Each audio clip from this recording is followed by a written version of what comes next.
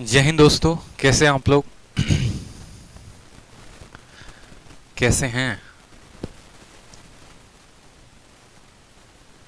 चलिए, बहुत अच्छी बात है। सभी के सभी काफ़ी मस्त हैं और उम्मीद है कि दिवाली आप लोगों ने काफ़ी बेहतरीन तरीके से मनाई होगी। और आज भाई दूज है, तो भाई दूज की जो है वो सभी को हार्दिक शुभकामनाएं। ठीक है, बहुत अच्छी बात है। और आ रहे छठ के लिए भी मेरी तरफ से आप सभी को बहुत सारी शुभकामनाएं, ढेर सारा प्यार हमारे और हमारे चैनल की तरफ से। बहुत अच्छे सभी लाइव हैं। Geetanjali, Narendra, Sanjana, ghost of, SGSF, lucky, Abhi, Neetu कुमारी, छोटा भीम। चलिए, बहुत अच्छी बात है। तो आज की क्लास काफ़ी इंटरेस्टिंग होने वाली है। और इंटरेस्टिंग की बात अगर हम करें तो क्यों इतनी इंटरेस्टिंग होगी, रीज़न है क्योंकि आज के क्लास में हम जो है इलेक्शन के बारे में कंप्लीट जानकारी पढ़ेंगे। जैसा कि मैसेज में आप लोगों को मैंने बताया था कि इलेक्शन कौन जीतता है कौन हारता है वो महत्वपूर्ण नहीं है। महत्वपूर्ण है तो ये बात कि इलेक्शन जीता कैसे जाता है और इलेक्शन हारा कैसे जाता है। ठीक है, इलेक्शन में कुछ वोट अगर मान लीजिए इनवैलिड हो जाते हैं, कुछ वोट जो हैं अगर किसी तरीके से लोग वोट नहीं कर पाते हैं, फिर भी विनर जीता है, लूज़र जीता है, इसके ऊपर जितने भी बेहतरीन प्रश्न बन सकते हैं उन सभी सवालों को आज हम इस वीडियो के माध्यम से जानेंगे। साथ में कुछ मिसलेनियस के भी प्रश्न होंगे, जैसे ड्राई फ्रूट और फ्रेश फ्रूट का कंसेप्ट हो गया, मार्क्स के कंसेप्ट हो गए, वेन डायग्राम के कंसेप्ट हो गए। तो इन सभी कंसेप्ट को आज की वीडियो में हम जो है पढ़ने वाले हैं और साथ में इनके सभी शॉर्ट अप्रोचेस भी हम जानेंगे। ठीक है मेरे भाई, क्लियर है? बहुत अच्छी बात है। सर, सीजल का फॉर्म कब तक आएगा, प्लीज़ टेल। महेश कुमार, सीजल का फॉर्म जो है वो मोदी जी के ऑफिस से निकल चुका है नोटिफिकेशन, बस जल्दी पहुंचेगा आप लोगों के पास। ठीक है भाई। इंग्लिश की क्लासेस मंडे से होंगी, मंडे से मेरे भाई। ठीक है। Super math teacher for me, मैंने आपसे ज्योमेट्री पढ़कर मज़ा आ गया, गजब sir, I am from Bihar. बहुत अच्छी बात है समीर जी, एकदम हमको जैसे बिहार से हैं तो थोड़ा सा भोजपुरी समझते होंगे। तो चलिए भोजपुरी में एक बात बोलते हैं। हमारा पूरा यकीन बा कि रउआ खूब मज़ा उठावत बानी ज्योमेट्री यानी ज्यामिति के वीडियो के। ऐसे ही धमाकेदार वीडियो और मिलत रही, बढ़िया से मन लगा के पढ़ाई करी भाई। ठीक बा?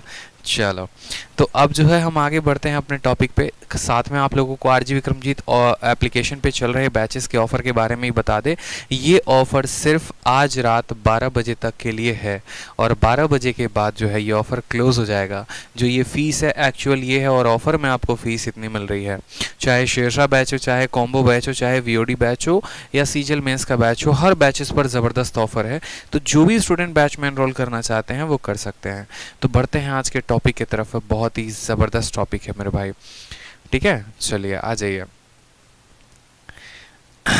चलो, तो शुरू किया जाए इलेक्शन। अब देखो, इलेक्शन में सबसे पहला सवाल है आपके सामने। अब इलेक्शन में बात करते हैं तो इलेक्शन में वास्तविक में होता क्या है। देखिए, चुनाव जैसा कि आप सभी जानते हैं, आप देखते भी हैं आसपास में, जैसे अभी यूपी में चुनाव है, तो चुनाव में यही तो होता है कि एक व्यक्ति जीतता है और दूसरा व्यक्ति हारता है। ठीक है मेरे भाई। चलो, हाँ, GD का मैराथन करा दीजिए। बहुत जल्द GD और UPSI के लिए भी एक मैराथन कराऊंगा मैं, ताकि आप सभी का काफ़ी बेनिफिट हो। ठीक, तो चुनाव में क्या होता है कि एक व्यक्ति जीतता है, एक व्यक्ति हारता है। ठीक है, इसी कंसेप्ट पर पूरा का पूरा जो चुनाव है वो आधारित है, जहाँ पर हमसे ये भी बातें बोली जाती हैं कि कुछ मतें जो हैं वो इनवैलिड हो जाएंगी, कुछ बातें जो हैं वैलिड होंगी। तो छोटे छोटे कंसेप्ट जो है हम इन बातों का ध्यान रखेंगे। सर, बफरिंग हो रहा है। बफरिंग जो है थोड़ा बहुत इंटरनेट की समस्या होगी आपके यहाँ, उस वजह से हो रहा है। बाकी एक बार चेक कर लीजिए। ठीक है, तो चुनाव के बारे में 2-3 बातें जानते हैं। जैसे मान लीजिए कि ये हमारे जो हैं पप्पू जी हैं, पप्पू जी का नाम आप जानते हैं ना, ये हमारे राहुल गांधी हैं। ठीक है, और ये हमारे कौन हैं, तो ये हमारे, मान लीजिए यूपी में चुनाव हो रहा है और ये हमारे योगी जी हैं। अब भैया राहुल गांधी और योगी जी की पूरी चल रही है सीधी टक्कर। ठीक है, और टक्कर में क्या है, यहाँ पर आप ऐसे समझ लो कि चुनाव होने हैं और मान लीजिए योगी जी को 50% वोट मिलते हैं और राहुल जी को 50% वोट मिलते हैं। यानी जब दोनों को बराबर बराबर वोट मिलेगा तो क्या कोई चुनाव जीतेगा? तो बोलेंगे नहीं सर, कोई चुनाव नहीं जीतेगा। यानी अगर 100% वोट है तो दोनों को बराबर मिला, मतलब चुनाव का विजेता कोई भी नहीं है। लेकिन अगर इस चुनाव में हम ऐसा करें कि योगी जी को 50% से ज़्यादा का वोट कर दें और मान लीजिए 51% का वोट करें और राहुल जी को हम 49% का वोट दें, तो इस चुनाव में साफ साफ दिख रहा है कि योगी जी हमारे क्या हो रहे हैं, जीत रहे हैं।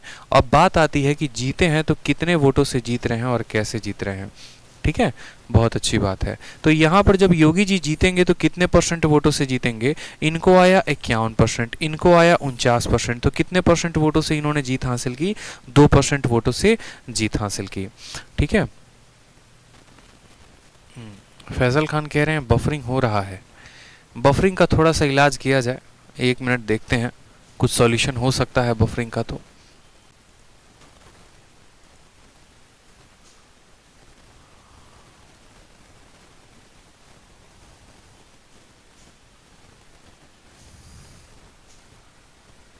अब जो है वीडियो को देखेंगे एक बार, ऑल ओके है, बढ़िया है, कोई दिक्कत की बात।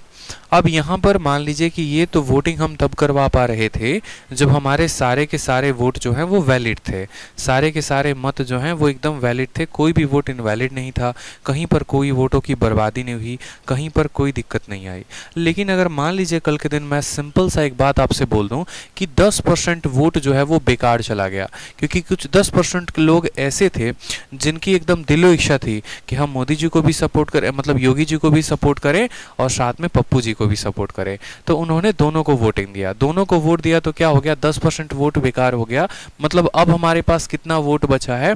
तो अब हमारे पास 90% वोट बचा है। अब जो पैसा, मतलब अब जो चुनाव जीतेगा वो यही 90 में वोटों में जीतेगा। अब ये 90 में ऐसा हो सकता है कि योगी जी को 60 मिलेगा, पप्पू को हमारे 30 मिलेगा, योगी जी को 45 मिल सकता है, पप्पू जी को जो है हमारे यहाँ पर हो सकता है कि 45 वोट इनको भी मिल सकता है। इस तरीके से करके इनको वोटिंग मिल सकती है।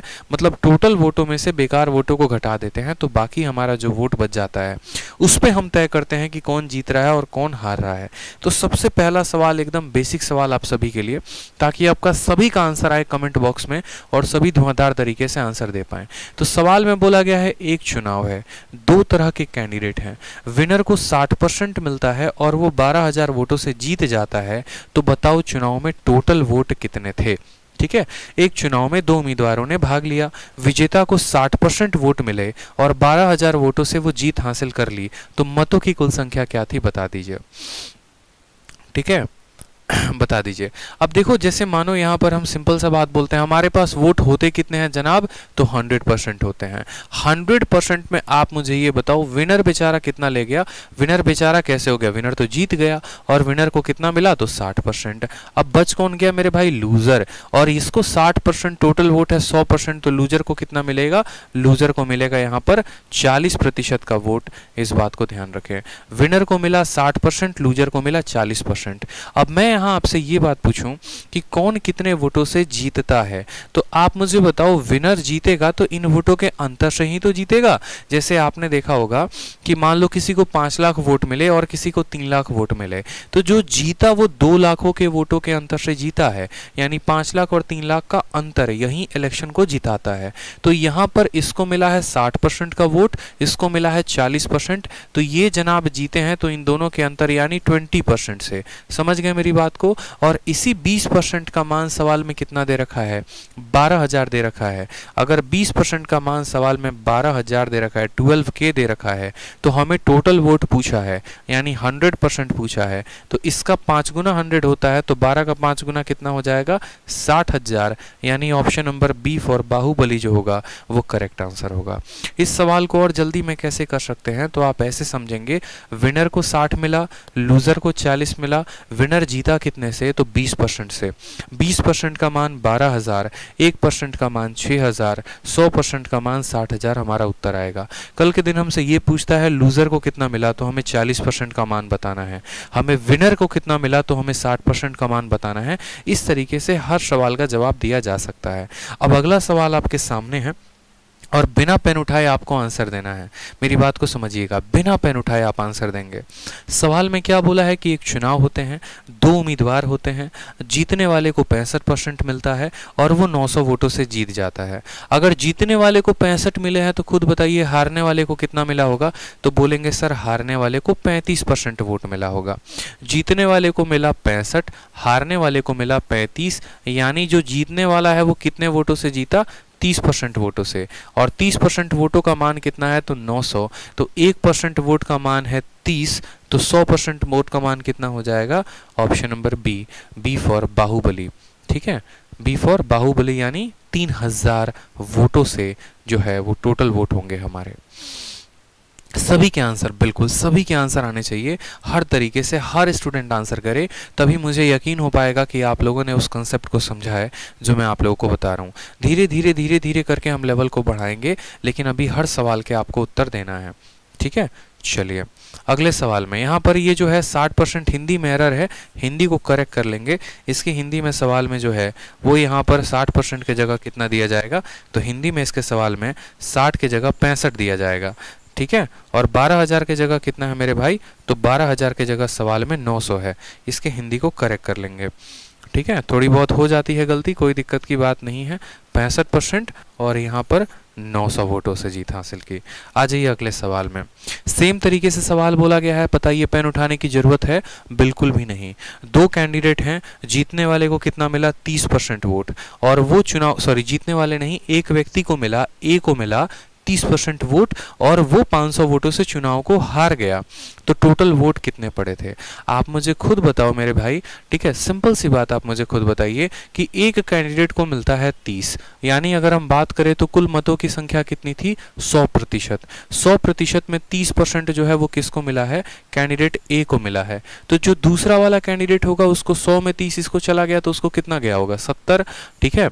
अब या तो ऐसा कहा जा सकता है जैसे दो लोगों में चुनाव होता है और दो लोगों के चुनाव का परिणाम क्या होता है, जैसे मानो मुझे मिले, मान लो हमारे राहुल गांधी जी को मिले 5 लाख वोट और हमारे जो है योगी जी को मिले 3 लाख वोट। तो या तो ऐसा हो सकता है कि योगी जी 2 लाख वोटों से हार गए, और नहीं तो ऐसा भी कहा जा सकता है उसी बात को कि राहुल गांधी 2 लाख वोटों से जीत गए, ठीक है। जीतेगा तो उसके तुलना में कहेंगे, हारने वाले की तुलना में हारने वाली बात कहेंगे। जैसे यहाँ पर दो तरीके से शब्द को कहा जा सकता है, या तो ऐसे कहा जा सकता है कि इन दोनों का अंतर कितना है, 40%। ऐसे कहा जा सकता है कि बी 40% वोटों से जीत गया या ए 40% वोटों से हार गया, दोनों में कोई बातें कही जा सकती हैं। तो सवाल में बोला है कि कैंडिडेट को 30% वोट मिलता है और वह चुनाव 500 वोटों से हार जाता है। तो बताओ टोटल नंबर ऑफ वोट कितने थे, यानी यहाँ पर ये जो 500 है, ये 500 कितने का मान है, तो बोलोगे सर 40% का। और पूछा क्या है, टोटल नंबर ऑफ वोट, यानी 100% का मान हमसे जनाब पूछा गया है। आप काटेंगे, 0 से 0 काट लीजिए, 4 से काटेंगे तो 25 बार में 25 पचे 125, 1250 जो होगा वो हमारा क्या होगा, टोटल आंसर हो जाएगा, करेक्ट आंसर हो जाएगा। सिंपल सा बात है, हारने वाले को मिला 30, जीतने वाले को मिला होगा 40, दोनों का अंतर कितने, सॉरी 70, दोनों का अंतर जो होगा वो कितने का होगा, 40%। 40% का मतलब होता है 2 यूनिट। अगर 2 यूनिट का मान 500 है, 1 यूनिट का मान 125 होगा, 5 यूनिट का मान 10 यूनिट का मान 1250 जो होगा वो हमारा क्या होगा, करेक्ट आंसर। आप यहाँ से उत्तर दे पाएंगे। बहुत ही बढ़िया प्रश्न था, ठीक है, बहुत ही बढ़िया। हाँ सॉरी, आप ऐसे कह सकते हैं 40% का मतलब 2 यूनिट, 2 यूनिट का मान 500, 1 यूनिट का मान 250, 5 यूनिट का मान 250 × 5 1250 हमारा करेक्ट उत्तर हो जाएगा। किसी भी तरीके से आप कह सकते हैं, सवाल को बना सकते हैं, वो आपके ऊपर आधारित होता है, ठीक है, आपके ऊपर डिपेंड करता है। अब सवाल को देखिए, यहाँ पर एक और बहुत ही बेहतरीन प्रश्न आपके सामने। इसी तरीके से धीरे धीरे धीरे धीरे आप चुनाव के हर उस टाइप को समझ पाएंगे और अपने जहन में उतार पाएंगे और सवालों को काफ़ी अच्छे तरीके से बना पाएंगे। तो आप अब यहाँ पर देखिए थोड़ा सा एक और सवाल, जहाँ पर आपको कुछ वोटों के बारे में, इनवैलिड के बारे में बात की गई है। सवाल में बोला गया है कि एक चुनाव में 2 उम्मीदवार थे, ठीक है, कुल मतों का 20% अमान्य था, मतलब इतना वोट अमान्य हो गया, बेकार हो गया। जीतने वाले उम्मीदवार को वैध मतों का 60% प्राप्त हुआ और वह 28,800 मतों से जीता। डाले गए मतों की कुल वोटों की संख्या कितनी होगी। बहुआ सवाल है, कोई दिक्कत की बात नहीं है, आराम से बनाएंगे और एक बार छोटी छोटी चीज़ों को हम समझेंगे बारीकियों से, ताकि हम सवाल को बना पाएं। जैसे मानिए अगर इस सवाल को बेसिक से बनाना होता मेरे भाई, तो बेसिक से इस सवाल को हम कैसे बनाते, तो हम सिंपल एक ही बात कहते कि चुनाव में कितने कैंडिडेट हैं, 2 हैं, तो टोटल वोट जो होंगे वो कितने होंगे, 100% वोट होंगे, 100% वोट होंगे कि नहीं होंगे, तो बोलेंगे हाँ सर। कितना वोट जो है वो बेकार हो गया, तो 20% वोट बेकार हो गया। यानी इसमें से अगर आप मान लीजिए कि 20% वोटों को निकाल देते हैं, माइनस कर देते हैं, तो 100 में से 20% चला गया तो कितना हो गया, 80% वोट बचा है। कोई समस्या की बात यहाँ पे। फिर उसके बाद बोला गया है जो विनर है उसको मिला 60% वैलिड वोट का।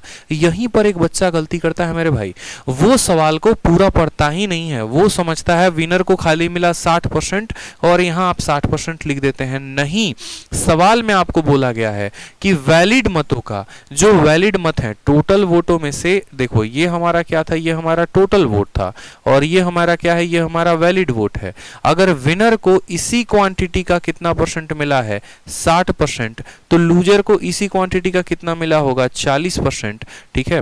और यहाँ विनर कितने से जीता होगा, तो इसी का 20% से, यानी 80 का 20% से जो है वो विनर जीता होगा। मेरी बात को समझे, यहाँ जो भी मान होगा, x होगा, y होगा, z होगा, उसका 60% मिला मेरे किसको, मेरे भाई विनर को मिला यहाँ पर। तो लूजर को इस क्वांटिटी का कितना मिला होगा 40%, तो विनर इसी क्वांटिटी के 20% से जीतेगा। 80 का 20% कितना होता है, तो आप यूं समझ लीजिए 80 का 20% होता है 16 यूनिट।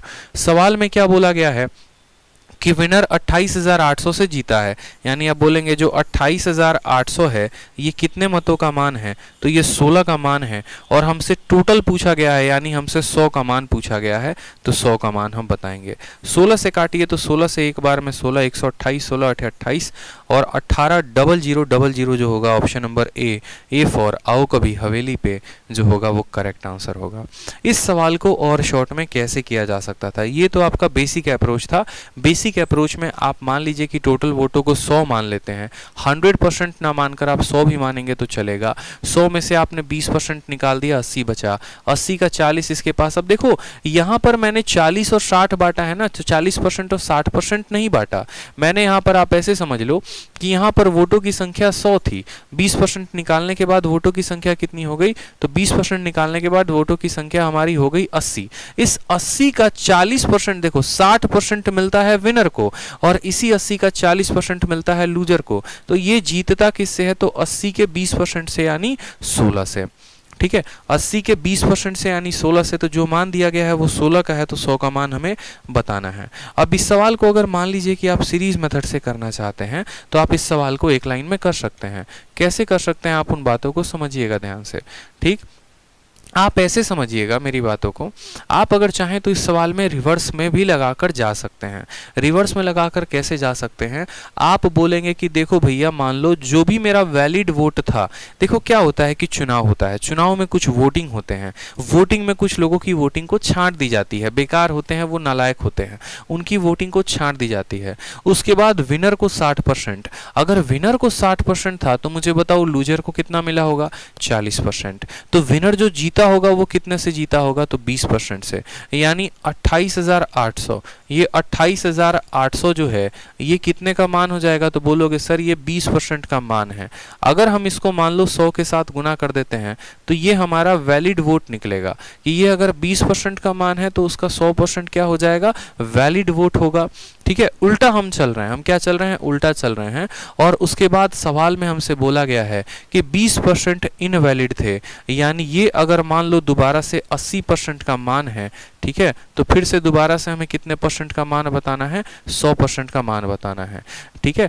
आप चाहो तो इस सीरीज को ऐसे लिख सकते हो या इसी सीरीज को आप उल्टा भी लिख सकते हो कि अगर मेरे पास टोटल वोट x थे और x में कितना बेकार हो गया 20%, 20% का मान होता है 1/5, यानी 1/5 चला गया तो बचा कितना 4/5। ये वोट जो भी होंगे ये मेरे क्या होंगे, वैलिड वोट होंगे, ठीक है। अब आप बोलोगे सर वैलिड में 60% कौन ले जाता है, विनर। वैलिड का 20% कौन ले जाता है, लूजर, ठीक है। सॉरी, वैलिड का 60% विनर ले जाता है, 40% कौन ले जाता है, लूजर। तो विनर कितने वोटों से जीता, तो विनर 20% वोटों से जीता। यानी यहाँ पर x टोटल वोट था, 4/5 से गुना करने पे वैलिड वोट हो गया और इसी का 20% यानी इसी का 1/5 सवाल में कितना दे रखा है, 28,800 रुपए दे रखा है। तो आप यहाँ से x का मान निकाल सकते हैं और x का भी मान आ सकता है। आपके पास सवाल को हल करने के अलग अलग तरीके हैं। अगर आप सीरीज से लगाएंगे तो आप ऐसे लगा लेंगे, या आप अगर ऐसे सॉल्व करेंगे तो ऐसे सॉल्व कर सकते हैं, वो आपके ऊपर डिपेंड करता है, ठीक है मेरे भाई, वो आपके ऊपर डिपेंड करता है। जैसे अगला सवाल आपके सामने है और अगला सवाल बड़ा बेहतरीन तरीके से है, आप सवाल को पढ़िए, आपको समझ में आएगा। सवाल में बोला गया है कि एक चुनाव में केवल दो उम्मीदवार हैं, ए है और बी है। 20% मतदाताओं ने अपना मत नहीं डाला। नहीं डाला, इस बात को समझिएगा।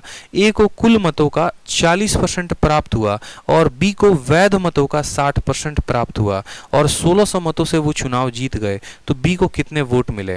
देखो, जब भी ऐसा सवाल है ना, इलेक्शन के उल्टे सीधे प्रश्न आपके सामने आए, तो मेरा हमेशा से ये मानना है कि आप ये वाला मेथड का इस्तेमाल करो। एक एक बातों को लिखोगे तो सवालों को काफ़ी अच्छे तरीके से समझोगे। इसके अलावा कोई और मेथड लगाओगे, सवाल बनेगा तो सही लेकिन दिमाग की दही हो जाएगी बिल्कुल। जैसे ये सवाल को देखो, एकदम आसान है। आप बोलेंगे कि सर अगर हम टोटल वोट को कितना मानते हैं, टोटल वोट को हम 100x मानते हैं। मान लीजिए सर हमारे पास टोटल वोट कितने हैं, तो 100x हैं। सवाल में बोला गया है 20% लोगों ने वोट नहीं दिया। आप मुझे बताओ, तो जो वोट कास्ट हुए थे, यहाँ पर वोट जो कास्ट हुए थे वो कितना हुए थे, तो इसी का 80% यानी 80 लोगों ने वोट दिया यहाँ पर, क्योंकि 20% लोगों ने वोट नहीं दिया।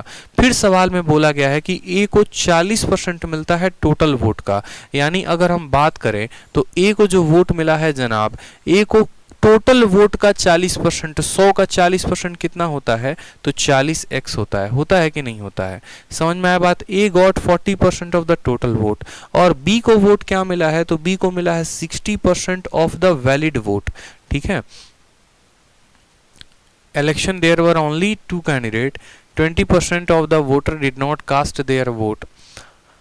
ठीक है, A got 40% of the total vote और बी को जो मिला है, ठीक है, अगर हम बात करें यहाँ पर तो ए को जो वोट मिला है वो कितना मिला है, तो टोटल वोटों का 40% यानी 40x मिला है और बी को जो वोट मिला है बोला है 60% ऑफ द वैलिड वोट। सवाल में यहाँ पर यह भी बोला गया है कि कुछ वोट जो हैं वो यहाँ पर अमान्य हैं। देखेंगे, जैसे मान लीजिए पहले चुनाव हुआ, 20% लोगों ने वोट नहीं दिया और कुछ लोगों का वोट अमान्य हो गया, रद्द हो गया, बेकार हो गया। मेरी बात को आप समझ रहे हैं, और उसकी संख्या सवाल में कहीं पर दी ही नहीं गई है। सिंपल बोला गया है कि ए को टोटल वोट का मिलता है 40% और बी को मिलता है 60%। किसका? वैलिड वोटों का। वैलिड वोटों का 60% और बी जो है, ठीक है, चुनाव जीत जाता है 1600 वोटों से। तो मुझे बताओ कि बी को वोट मिले तो कितने मिले। ये सवाल में मुझे नहीं लगता यहाँ पर कुछ करने की ज़रूरत है। 60% वोट और 40%, 20% का मान जो है वो इतना है 16 3 के 48 हमारा आंसर आ जाएगा। बहुत अच्छे, 96, बहुत बच्चे 9600 उत्तर दे रहे हैं। बहुत बच्चे, एकदम सिंपल है। ठीक है, कि बी को वैध मतों का 40% मत प्राप्त हुआ, 60% मत प्राप्त हुआ और वह 1600 मतों से चुनाव जीत गया। ठीक है, वह 1600 मतों से चुनाव जीत गया। बी को कितने वोट मिले हैं ये हमसे बोला है। वी को 60% का वोट प्राप्त हुआ, किसका? Of the valid vote. तो अगर बी को 60% वोट मिला है तो मुझे बताओ ए को कितना मिला होगा, तो ए को 40% मिला होगा। ठीक है, ए को कितना मिला होगा मेरे भाई? ए को 40% मिला होगा, किसका? वैलिड वोट का। अगर बी जो है यहाँ पर 60% ले जाता है तो ए वैलिड वोटों का कितना ले जाएगा? तो वैलिड वोटों का ए 40% ले जाएगा। समझ में आ रहा है बात? तो यानी यहाँ पर बी जो चुनाव जीतेगा वो कितने परसेंट से जीतेगा? 20% से। और 20% किसका? वैलिड वोट का। 20% किसका? वैलिड वोट का। 20% का मान सवाल में 1600 दे रखा है, 60% का बताना है 4800 आना चाहिए। ऑप्शन में मुझे कहीं कोई गलती लग रहा है। ठीक है, इस क्वेश्चन में भी थोड़ी बहुत गलती है और ऑप्शन में भी मुझे गलती लग रही है। अगर आप इस सवाल को देखेंगे, सिर्फ 2 ही कैंडिडेट हैं, 20% लोगों ने वोट नहीं दिया है।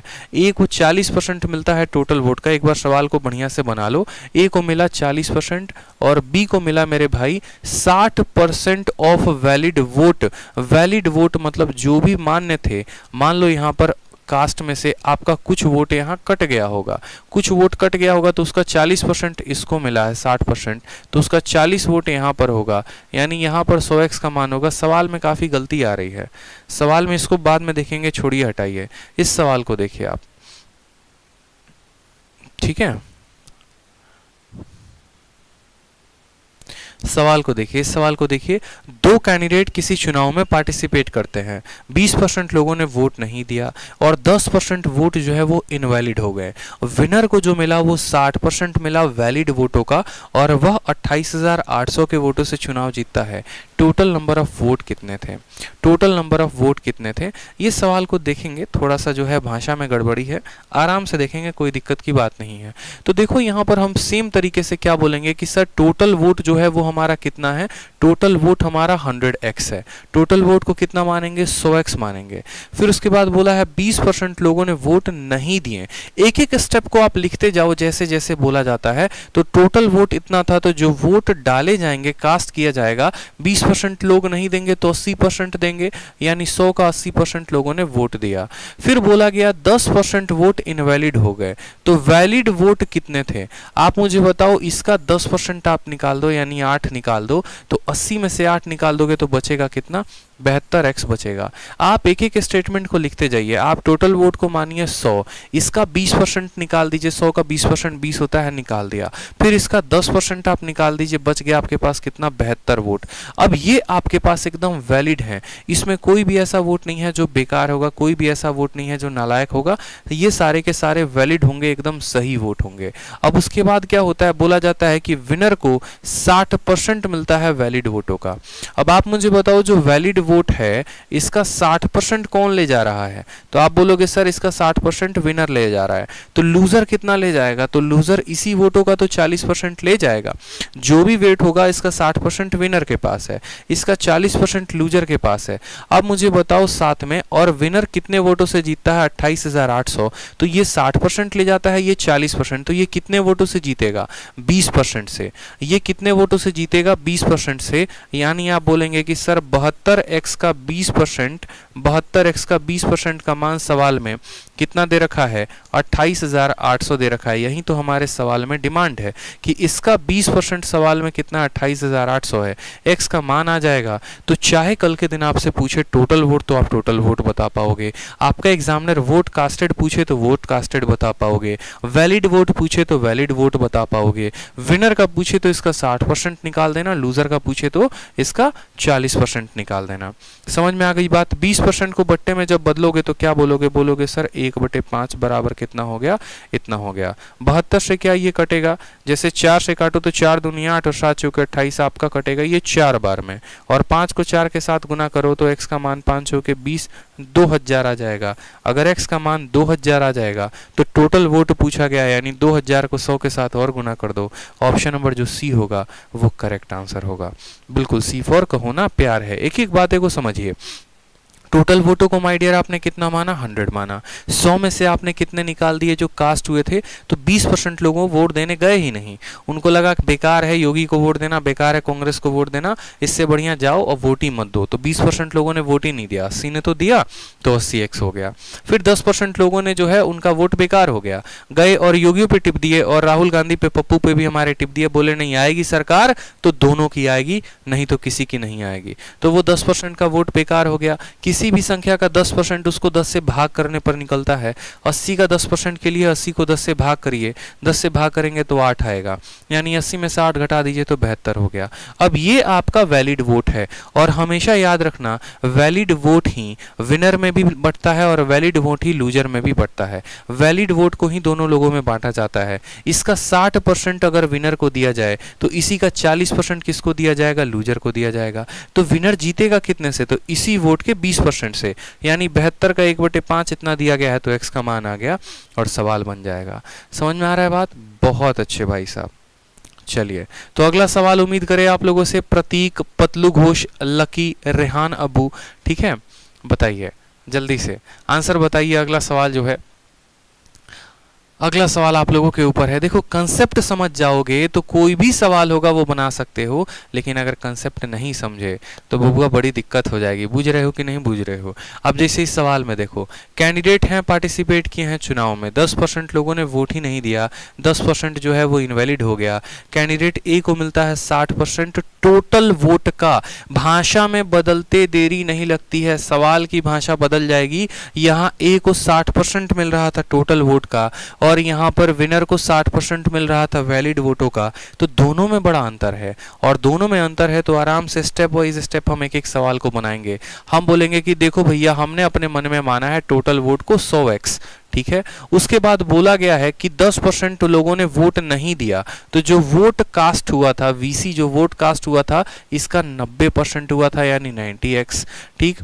फिर 10% लोगों का मत बेकार चला गया, यानी वैलिड वोट इसका 90%, 90 का 90 कितना होता है, तो 81 होता है, 81x लिख देंगे। उसके बाद सवाल में क्या बोला गया है, ए वाले कैंडिडेट को 60% दिया जाता है किसका, टोटल वोट का। अब देखो यहाँ पर मैं हमेशा से बात क्या बोलता हूं कि आपका जो ये 81 है यही बटता है, किसमें, ए में बटेगा और बी में। आप ऐसा तो है नहीं ना कि टोटल वोट को बांट दोगे, ऐसा नहीं करते। जो वैलिड होता है, जो मान्य होता है, वही वोटों की गिनती होती है और वही वोट विजेता और हारने वाले को मिलता है। तो सवाल में हमसे बोला गया है कि बेटा अब ए जो है, ए को कितना मिल रहा है, 60% टोटल का। टोटल अगर 100 है तो 100 का 60 कितना हो गया, 60x। अब मुझे खुद बताओ, अगर इसको 60 मिलता है और वैलिड वोटों की संख्या 81 है तो बी को कितना मिलेगा, तो बोलोगे सर बी को मिलेगा हमारे 21x। समझ में आ गया बात, बी को कितना मिलेगा, तो बी को मिलेगा हमारा 21x। अब यहाँ पर खुद बताओ ए कितने वोटों से जीत जाएगा, इसको 60 मिला और इसको 21 मिला, तो बोलोगे सर ए जीतेगा कितने वोटों से, तो ए हमारा 60 में से 21 को घटा दो तो 39x वोटों से जीत जाएगा, 39x वोटों से जीत जाएगा। और सवाल में बोला गया है कि जो विनर है वो 3900 वोटों से जीता है, तो 39 का मान 3900, तो यहाँ पर x का मान कितना आ जाएगा, x का मान 100 आ गया है, x का मान कितना आ गया है, 100 आ गया है। Number of voter in voting list कितने होंगे, तो 100 × 100 यानी 10,000 होंगे। Option number B for Baahubali is the correct answer. समझ में आ गया, एकदम सरल तरीके से। टोटल वोट 100 हो गया, कास्ट करने वाले 90% हो गए और वैलिड वोट इसके भी 90 यानी 81 हो गए। ए को जो है 60 मिला है, किसका, टोटल का, यानी 100 का 60 होता है, ठीक है। तो 81 में से 60 चला गया तो इसको 21 मिला। इन दोनों के अंतर से ही चुनाव जीता जाएगा। इन दोनों का अंतर कितना है, 39x। 39 का मान 3900 है, x का मान 100 हो गया, तो टोटल वोटों की मर्जी आए पूछ लो। अब मुझे खुद बताओ, कल के दिन आपका एग्जामिनर आपसे पूछे कि वैलिड वोट कास्ट कितने थे, कितने लोगों ने वोट दिया, तो हमें कितने का मान बताना है, 90x का। कल के दिन हमारा एग्जामिनर हमसे पूछे कि वैलिड वोट कितने थे, तो हमें कितने का मान बताना है, 81x का। कल के दिन वो हमसे पूछे बी को कितना मिला, तो 21x। इस मेथड से आप क्या कर पाएंगे, हर तरह के सवाल को बना पाएंगे। आपसे अगर ए का पूछेगा तो ए का बता पाएंगे, बी का पूछेगा बी का बता पाएंगे, वोट कास्ट पूछेगा वो बता पाएंगे। इसमें इतनी ज्यादा सहूलियत होती है सवाल को बनाने की कि हर स्टेप पर हर क्वेश्चन का आंसर आप दे सकते हैं, ठीक है। चलिए बिल्कुल अगले सवाल पर आ जाइए। अगले सवाल पर सेम तरीके से आपको एक और प्यारा सा क्वेश्चन दिया गया है, थोड़ा सा डेटा में बदलाव है और मुझे लगता है कि आप इसका उत्तर बता पाएंगे। दाऊद शेख, खुशी कुमारी, दीप बादशाह, बहुत शानदार भाई, बहुत शानदार, ठीक है। सर किसकी तैयारी करवा रहे हैं मेरे भाई, मैं आपको ओवरऑल सभी एग्जाम्स की तैयारी करवा रहा हूँ जिसमें आपके प्रतिशत पूछे जाती है, ठीक है। कोई फिक्स नहीं है कि हाँ ये फेज़ 9 के लिए ही है और बाकी के लिए नहीं है, क्योंकि अगर आप ये मैथ स्पेशल जो फाउंडेशन बैच यूट्यूब पर चल रहा है, अगर आप इसको रेगुलरली फॉलो कर रहे हैं तो आप कोई भी एग्ज़ाम को निकाल पाएंगे, इतना मेरा दावा है आपसे, ठीक है। बस कायदे से पढ़ाई करते रहिए, अच्छे तरीके से जो है करते रहिए और आपका सिलेक्शन होते टाइम नहीं लगेगा।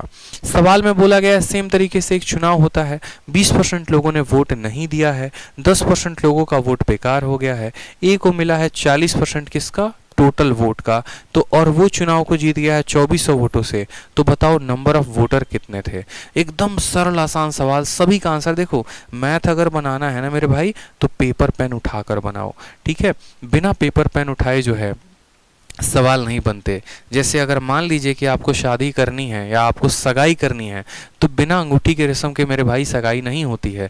ऐसा नहीं हो गया बोल दिया कि हाँ वो हमारी मंगेतर है तो मंगेतर हो जाएगी, ऐसा नहीं होता। पंडित जी चाहे कितना भी मंत्र क्यों ना पढ़ ले, जब तक आप अंगूठी नहीं डालेंगे और जब तक बारात लेके जा रहे और वरमाला नहीं डालेंगे आगे का कार्यक्रम संभव नहीं है। उसी तरीके से मैथ है, अगर तब आपको समझ में आएगा जब आप यहाँ पर क्या करेंगे, सवालों को बढ़िया तरीके से कॉपी पेन उठाकर प्रैक्टिस करेंगे। समझ रहे हैं बातों को, ऐसे हवा हवा मत खेलिए। तो टोटल वोट आप कितना मानेंगे, फिर से तो बोलेंगे सर टोटल वोट हम कितना माने, तो टोटल वोट हम 100x माने हैं, ठीक। उसके बाद बोला गया है 20% लोगों ने वोट नहीं दिया, तो जो वोट दिया वो कितना दिया, इसका 20% नहीं दिया तो इसका 80% तो देगा। तो बोलोगे हाँ सर। 10% लोगों का इनवैलिड हो गया, तो वैलिड कितना हुआ। अगर इसका 10% इनवैलिड है तो इसका 10% कितना होता है, किसी भी संख्या का 10% उसको 10 से भाग कर दो। 80 का 10% यानी 8, तो 80 में से 8 चला गया यानी 72x लोगों ने वोट दिया है। सवाल में बोला है ए को जो है 40% मिलता है किसका, टोटल वोट का। आपको बार बार हम समझाते हैं कि वैलिड वोट ही बढ़ते हैं, और वैलिड वोट किस में बढ़ते हैं, ए में बढ़ता है और बी में बढ़ता है। अब ए को वोट कितना मिला है, तो बोला गया है ए को 40% मिला है टोटल का, तो 100 का 40 कितना होता है, तो 40x होता है। अगर 72 में से 40 जो है वो ए के पास है, तो बी के पास कितना है, तो 72 में से 40 घटा दो यानी 32 है। अब बताओ चुनाव कौन जीतेगा, ए जीतेगा कि बी जीतेगा। बोलोगे सर ए जीतेगा। कितने वोटों से, तो 8x से, 8x वोटों से जीतेगा। और सवाल में बोला गया है जो चुनाव जीतने वाला है उसको 2400 वोट अधिक मिले हैं, यानी ये जो 2400 वोट हैं ये कितने के मान है, तो ये हमारे 8x के मान है। और हमें कितना बताना है, number of voter in voting list, यानी हमें 100x का मान बताना है। x से हमारा x खत्म, 8 से काटेंगे 3 बार में, 3 2 0 और 2 और 0 कहीं दिख रहा है, बिल्कुल दिख रहा है। ऑप्शन नंबर डी फॉर दिल मांगे मोर। सर फेज 9 में सबका पैटर्न और सिलेबस सेम होगा, बिल्कुल ग्रेविटी जी। देखो कोई हमारे पास एक बहुत बड़ा चैनल नहीं है, अगर मैं आपको बताऊं तो, कि मैं आपको सुबह में फेज 9 का क्लास करवा रहा हूं, शाम में मैं आपको जीडी का क्लास करवा रहा हूं, दोपहर में मैं आपको यूपीएसआई की क्लासेस करवा रहा हूं। अल्टीमेट अगर आप कंसेप्ट को समझेंगे ना, ठीक है, तो जितना पेचीदा बनाओगे उतना मुश्किल है किसी कैंडिडेट के लिए। ऐसा नहीं होता कि हाँ यहाँ जीडी के लिए कुछ और पढ़ना है, फेज 9 के लिए कुछ और पढ़ना है, यूपीएसआई के लिए कुछ और पढ़ना है। थोड़े थोड़े टॉपिक्स वेरी करते हैं। जिस तरीके से मैं आप लोगों को यूट्यूब पर करा रहा हूँ फाउंडेशन बैच में, अगर आप उसको पढ़ते हैं तो आप जैसे रेलवे का एनटीपीसी का एग्जाम देते हैं, एएलपी का एग्जाम देते हैं, ग्रुप डी का एग्जाम देते हैं, एसएससी में सीजीएल सीएचएसएल सीपीओ का एग्जाम देते हैं, आप हर एग्जाम को क्लियर कर पाएंगे। और ये मेरा खुद का पर्सनल एक्सपीरियंस है, क्योंकि मैंने इन सभी एग्जाम्स को क्रैक किया हुआ है। ठीक है, कोई ऐसा एग्जाम नहीं है जो मैंने नहीं छोड़ा है, इस बात को ध्यान दीजिए। तो हर किसी के लिए अलग अलग पढ़ाई नहीं करनी होती है, थोड़ी बहुत बातों का अंतर होता है, थोड़ा बहुत सिलेबस का अंतर होता है। जैसे यूपीएसआई में सेट थ्योरी आ गया, उसको अलग से पढ़ना है, प्रोबेबिलिटी आ गया, उसको अलग से पढ़ना है। लेकिन कभी ऐसा नहीं होता कि नहीं यूपीएसआई का प्रतिशत में कुछ और दिया जाएगा और जीडी के प्रतिशत में कुछ और सवाल दिए जाएंगे, ऐसे नहीं होता है। ठीक है, अब जो बड़े बड़े चैनल्स होते हैं उनके चोचलेबाजी अलग अलग होते हैं, हर के लिए स्पेशल थंबनेल लगाकर क्लासेस चलवाएंगे। बच्चों को भी लगता है नहीं स्पेशल यूपीएसआई की क्लास चल रही है, भागो। तो भाई वैसा काम मैं नहीं कर सकता, ठीक है, इस बात को ध्यान रखिए। जो कंसेप्ट है मैं आपको वो देना चाहता हूँ, यहाँ पर पर्टिकुलरली उस तरीके से थंबनेल बनाकर बेवकूफ़ नहीं बनाना है। ठीक, चलिए सवाल को पढ़िए। अब देखो कुछ मिसलेनियस तरह के सवाल हमें देखने हैं। इलेक्शन आप लोगों का कंप्लीट हो चुका है, अब इलेक्शन के बाद कुछ मिसलेनियस तरह के प्रश्न आपके परीक्षा में पूछे जाते हैं जो काफ़ी महत्वपूर्ण होते हैं, और ऐसे सवाल को आपने लगभग हर परीक्षा में देखा होगा। सवाल में आपको क्या बोला जाता है कि किसी स्टूडेंट को 36% अंक आते हैं और फिर भी वह 32 नंबर से फेल हो जाता है, और दूसरा वाला वहीं पर 48% नंबर आते हैं और फिर भी कितने नंबर से पास हो जाता है, 64 नंबर से पास हो जाता है। तो पासिंग परसेंटेज बताओ। अब एक बात बताओ, क्या आप लोगों ने ऐसा सुना होगा बचपन में, हमारी क्लास में तो खासकर चलता था, ठीक है, मेरा जो दोस्त है वो पूरा बैठ के रोएगा, मैं पूछूंगा भाई कितने नंबर आए, तो भाई यार बस यूँ समझ लो पास होने के लिए 32 नंबर और चाहिए थे और मैं फेल हो गया। उसके बगल में जो लड़की बैठी है वो उससे ज़्यादा और रोएगी। पूछेंगे भाई क्यों रो रहे हो तुम, ये बात बताओ। यार 91% आए, बस ओनली 91% आए। फिर भाई साहब उसकी जो कुटाई होती थी ना, मतलब कुटाई तो नहीं, दो वो मजे लेते थे। मतलब लड़कियों के 91% आए तो भी उनके लिए कम है, और बेचारा यहाँ लड़का जो अगर 33% आ गया, पास हो गया, तो मोहल्ले में क्या जोरो, पूरे के पूरे स्कूल वालों को मिठाई खिलाना शुरू कर देता है। ठीक है, ऐसी वाली कहानी हो जाती है। तो यहाँ पर भी जो सवाल है वो ऐसे ही है कि 36% अंक लाकर भी 32 नंबर से फेल हो गया, और जो ज़्यादा लेकर आता है 48% लेकर आता है वो पासिंग से 64 नंबर ज़्यादा लेकर आता है। बोलता तेरा भाई देख, तेरे भाई को है ना 48% नंबर है, और पता है तेरे भाई को पासिंग मार्क्स से भी 64 नंबर ज़्यादा हैं। तो अब भाई साहब ऐसे सवालों को बनाया जाए तो बनाया जाए कैसे? दो चीज़ें पूछी जा सकती हैं, या तो पास करने में परसेंट कितना चाहिए, कितना पासिंग परसेंटेज था, या फिर फिर अगर ऐसे नहीं पूछेगा तो पासिंग नंबर कितने थे, ठीक है। 2-3 तरह के प्रश्न पूछे जा सकते हैं, पासिंग परसेंटेज, पासिंग नंबर। पहले वाले को जो है कितने नंबर प्राप्त हुए ये पूछा जा सकता है, या टोटल कितने परसेंट, इस तरीके से हर बातों को पूछा जाएगा। तो सवालों को हम कैसे बनाएंगे, सबसे पहले अगर हम बात करते हैं तो हम बात करते हैं बेसिक तरीके से, फिर आपको मैं एक हीरो कंसेप्ट दूंगा जिससे आप इस सवाल को एक लाइन में उड़ा पाएंगे, ठीक है। तो यहाँ पर जो है बड़े आसानी से समझिएगा सवाल में। आप मुझे एक बात बताओ, अगर मान लो कि कोई व्यक्ति है उसको पास करना है, ठीक है, तो पास करने के लिए दो कहानी है, एक है जो फेल कर रहा है और दूसरा है जिसको पासिंग से ज़्यादा नंबर आ रहे हैं। तो जो फेल कर रहा है, जैसे मान लो पहला वाला विद्यार्थी है, इसको 36% नंबर आ रहे हैं और ये 32 अंकों से फेल हो गया, तो आप क्या बोलेंगे? बोलेंगे देख भाई तेरे को 36% तो आ ही रहे थे, अगर तेरे को हम ये 32 नंबर और दे दें तो तू क्या हो जाएगा, तो ये लड़का पास हो जाएगा। फिर ये लड़का क्या हो जाएगा, ये लड़का हमारा पास हो जाएगा। मेरी बात समझ रहे हो? और जिसके पास ज़्यादा नंबर हैं, बहुत उड़ रहा है, बहुत फुटफुटा रहा है, तो एक काम करो, 48% नंबर लेकर आया है और बोलता है कि पासिंग से 64 हैं, अगर इसमें से 64 घटा दोगे तो ये भी पासिंग मार्क्स के बराबर हो जाएगा। यानी पास मार्क्स के करीब में आने के लिए जो फेल हो रहा है उसको थोड़ा सा दे देना है, और जो पास नंबर से ज़्यादा है उससे थोड़ा सा ले लेना है और कमी कर देनी है। तो दोनों किसके बराबर हो जाएंगे मेरे भाई? दोनों पासिंग के बराबर। जैसे आप ऐसा लिख सकते हैं कि पास करने वाले की कंडीशन क्या होगी, तो पास करने वाले की कंडीशन ऐसी होगी कि टोटल मार्क्स को, अगर मान लो हम यहाँ पर बोले कि हमारा जो टोटल नंबर है, टोटल मार्क्स को, एकदम बेसिक से बता रहा हूँ फिर शॉर्टकट भी बताऊंगा, टोटल मार्क्स को अगर हम 100x मान लेते हैं तो पहला वाला कैंडिडेट पास कब होगा? वो पास तब होगा जब वह 36% नंबर लाए और साथ में 32 नंबर और लेकर आए। यानी 100 का 36% कितना होता है? तो बोलोगे सर 36x होता है, इतना तो लेकर आ ही रहा है, अगर 32 नंबर और लेकर आ जाए तो वो क्या हो जाएगा? तो बोलोगे सर वो पास हो जाएगा, ठीक है। अब बात करते हैं दूसरे वाले कैंडिडेट की। दूसरा वाला पास कब होगा मेरे भाई? तो दूसरे वाला पास कब होगा? जब उसको टोटल वोटों का जो भी मार्क्स है उसका 48% नंबर आए, यानी 48x, और इसमें से जितना अधिक है उसको घटा दिया जाए, तो वो क्या हो जाएगा? वो लड़का भी पास हो जाएगा। यानी जिसको कम आ रहे हैं उसको देना है और जिसको ज़्यादा आ रहा है उसमें से घटाना है। अब ये भी पास के बराबर, ये भी पास के बराबर, ये दोनों पास के बराबर हैं। जब ये दोनों पास के बराबर हैं तो इनको आपस में बराबर किया जा सकता है। तो बोलेंगे हाँ सर, ये भी पासिंग मार्क्स है और ये भी पासिंग मार्क्स, इनको बराबर करोगे तो आएगा 36x जमा 32 बराबर होगा 48x माइनस किसके? 64 के। ये 64 को इधर लेकर जाओ तो 64 और 32 कितने हो गए? 96 हो गए, और 48 में से 36 घटाओगे तो हो गया 12x। 12x का मान 96, तो x का मान कितना आ जाएगा? x का मान आपका 8 आ जाएगा। अब x का मान 8 आ गया है तो आप यहाँ सवाल में हर कुछ बता सकते हैं। मेरी बात को समझिए, अगर आपसे टोटल मार्क्स पूछेगा तो बोलेंगे 800 नंबर का पेपर था। आपको पूछेगा पास नंबर होने के लिए, पास होने के लिए कितना नंबर चाहिए था, तो आप बोलेंगे कि अगर x का मान 8 है तो 8 इंटू 36 और जमा 32, ये हमें पास होने के लिए नंबर चाहिए था, तो ये हमारा पासिंग मार्क्स बोलेगा।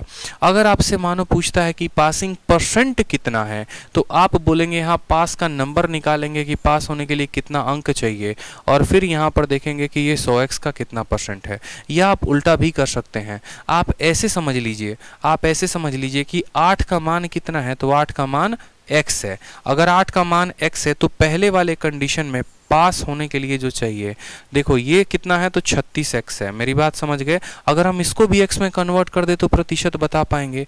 8 का मान x है तो 32 का मान, यानी 8 का 4 गुना 32, तो x का 4 गुना कितना होगा? 4x हो जाएगा। यानी 36 और 4 कितना हो जाएगा? 40x चाहिए। 40x चाहिए क्या? पास होने के लिए। 100 में 40 नंबर चाहिए, यानी पासिंग परसेंटेज कितना होगा? 40। ये तो सवाल था बेसिक तरीके से बनाने का, लेकिन आपको ऐसे बेसिक तरीके से नहीं बनाना है। बेसिक मैंने आपको क्यों सिखाया? क्योंकि चाहे कोई कितना भी शॉर्ट ट्रिक के दम पर क्यों ना उड़ ले, अगर सवाल में थोड़ा गहरे तरीके से पूछा गया तो ये बेसिक ही काम आना है। जैसे मानो कल के दिन आपसे टोटल मार्क्स पूछ दिया जाए तो आप 800 बता सकते हो, पासिंग मार्क्स पूछ दिया जाए तो आप इसके बता सकते हो, आपसे a का नंबर पूछ दिया जाए तो 36x में आप 36x की वैल्यू बता सकते हो। हर सवाल का उत्तर यहाँ से दे सकते हो। अब हम बात करते हैं यहाँ पर ट्रिक में। ट्रिक में बात करें यहाँ पर, तो ट्रिक में सवालों को कैसे बनाएंगे, जो इतना बड़ा अप्रोच है इसको हम एक लाइन में सॉल्व कर सकते हैं। और आप लोगों को भी वो अप्रोच सीखना है, एक लाइन वाला अप्रोच सीखना है। आप ऐसे बोलोगे, देखो पहले वाले व्यक्ति को कितना अंक आया, तो 36% आया, ठीक है, और वो कितने नंबर से फेल हो गया, 32 से। फेल होने के लिए क्या लगाएंगे, माइनस का साइन। दूसरे वाले व्यक्ति को कितना आया, 48%, और उसके लिए साइन क्या लगाएंगे, तो उसके लिए 64 नंबर ज़्यादा है, तो प्लस का साइन लगाएंगे। बस आप इतना काम कर दीजिए और कुछ मत करिए। आप इन दोनों का अंतर करिए। मान लीजिए 48 में से आप 36 को घटाते हैं, तो 48 में से 36 घटाएंगे तो कितना आएगा, 12%। और 64 में से आप घटाते हैं किसको, -32 को, तो ये माइनस और माइनस क्या हो जाएगा, प्लस हो जाएगा। यानी 64 जमा 32 कितना हो जाएगा, तो 96। आपका सीधा सीधा यहीं से सवाल आ गया कि 12% का मान कितना है, 12% का मान 96 है, तो 1% कितना होगा, तो 1% 8 नंबर के बराबर। देखो सवाल में 1% कितना है जनाब, तो 1% 8 नंबर के बराबर। बोला गया है पास होने के लिए प्रतिशत कितना चाहिए, परसेंटेज पूछा है। आप लोगों को एक बात बता दें कि अगर आपका एग्जामिनर परसेंटेज पूछेगा तो आप सवाल को परसेंटेज में बनाएंगे, और अगर आपका एग्जामिनर मार्क्स पूछेगा तो आप मार्क्स में बनाएंगे। जैसे उसने परसेंटेज में पूछा है तो आपको उत्तर परसेंटेज में देना है, और आपको ऊपर दिए गए दोनों में से कोई भी डेटा को सभी को परसेंटेज में बदलना है।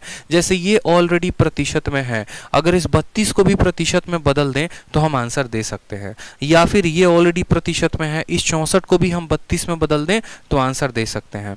दोनों तरीके से देखिए आप कैसे।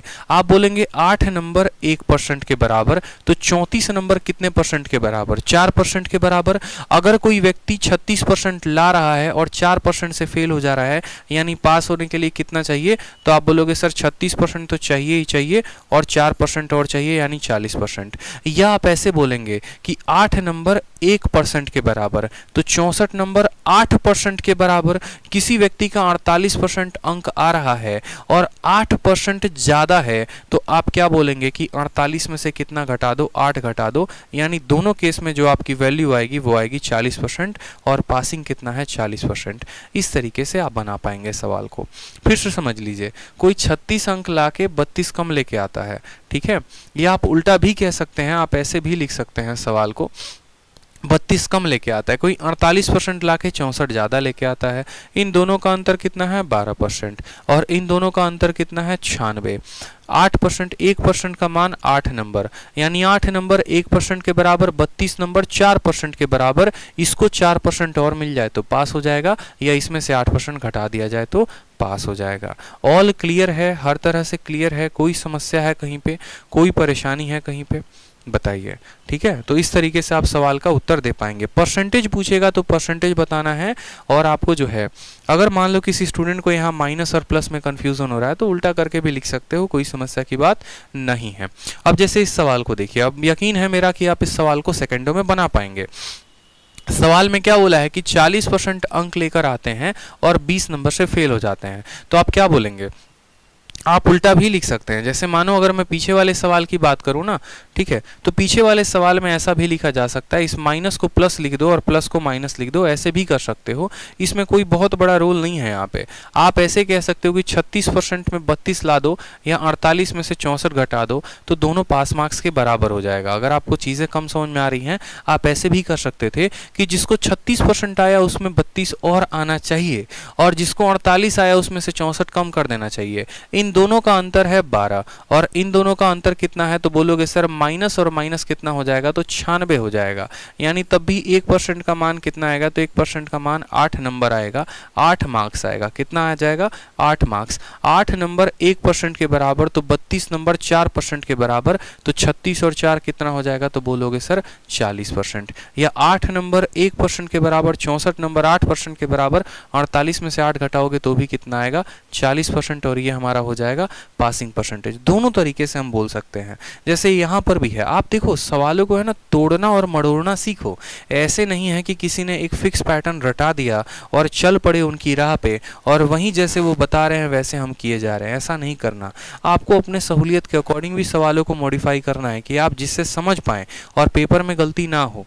इससे आसानी क्या हो गई कि एक बच्चा माइनस और प्लस में कंफ्यूज नहीं होगा और कंसेप्ट क्लियर होंगे। जैसे मानो इसी सवाल को मुझे लिखना है, कोई व्यक्ति 40% नंबर लाता है 20 नंबर से फेल हो जाता है, तो हम बोलेंगे यार वो 40% लाया है और अगर वह 20 नंबर और लेकर आता तो ये पास के बराबर होता। फिर वह 48% लेकर आता है और कितने नंबर से फेल हो जाता है, पास, 44 नंबर से, यानी इसमें से 44 घटा दोगे तो बोलोगे वो पास हो जाएगा। 48 में से 40 को घटाओ तो कितना आएगा, 8%, और -44 -20 कितना हो जाएगा, 64 मार्क्स हो जाएगा।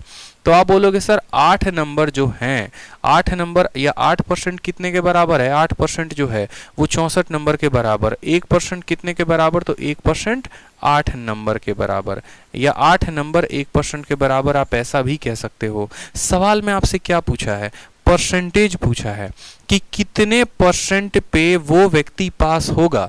आप मुझे बताओ, आपको ये परसेंट में बताना है या ये परसेंट में, आप जिससे भी बताओगे आपका उत्तर माय डियर समान ही आएगा। लव यू भाई, लव यू।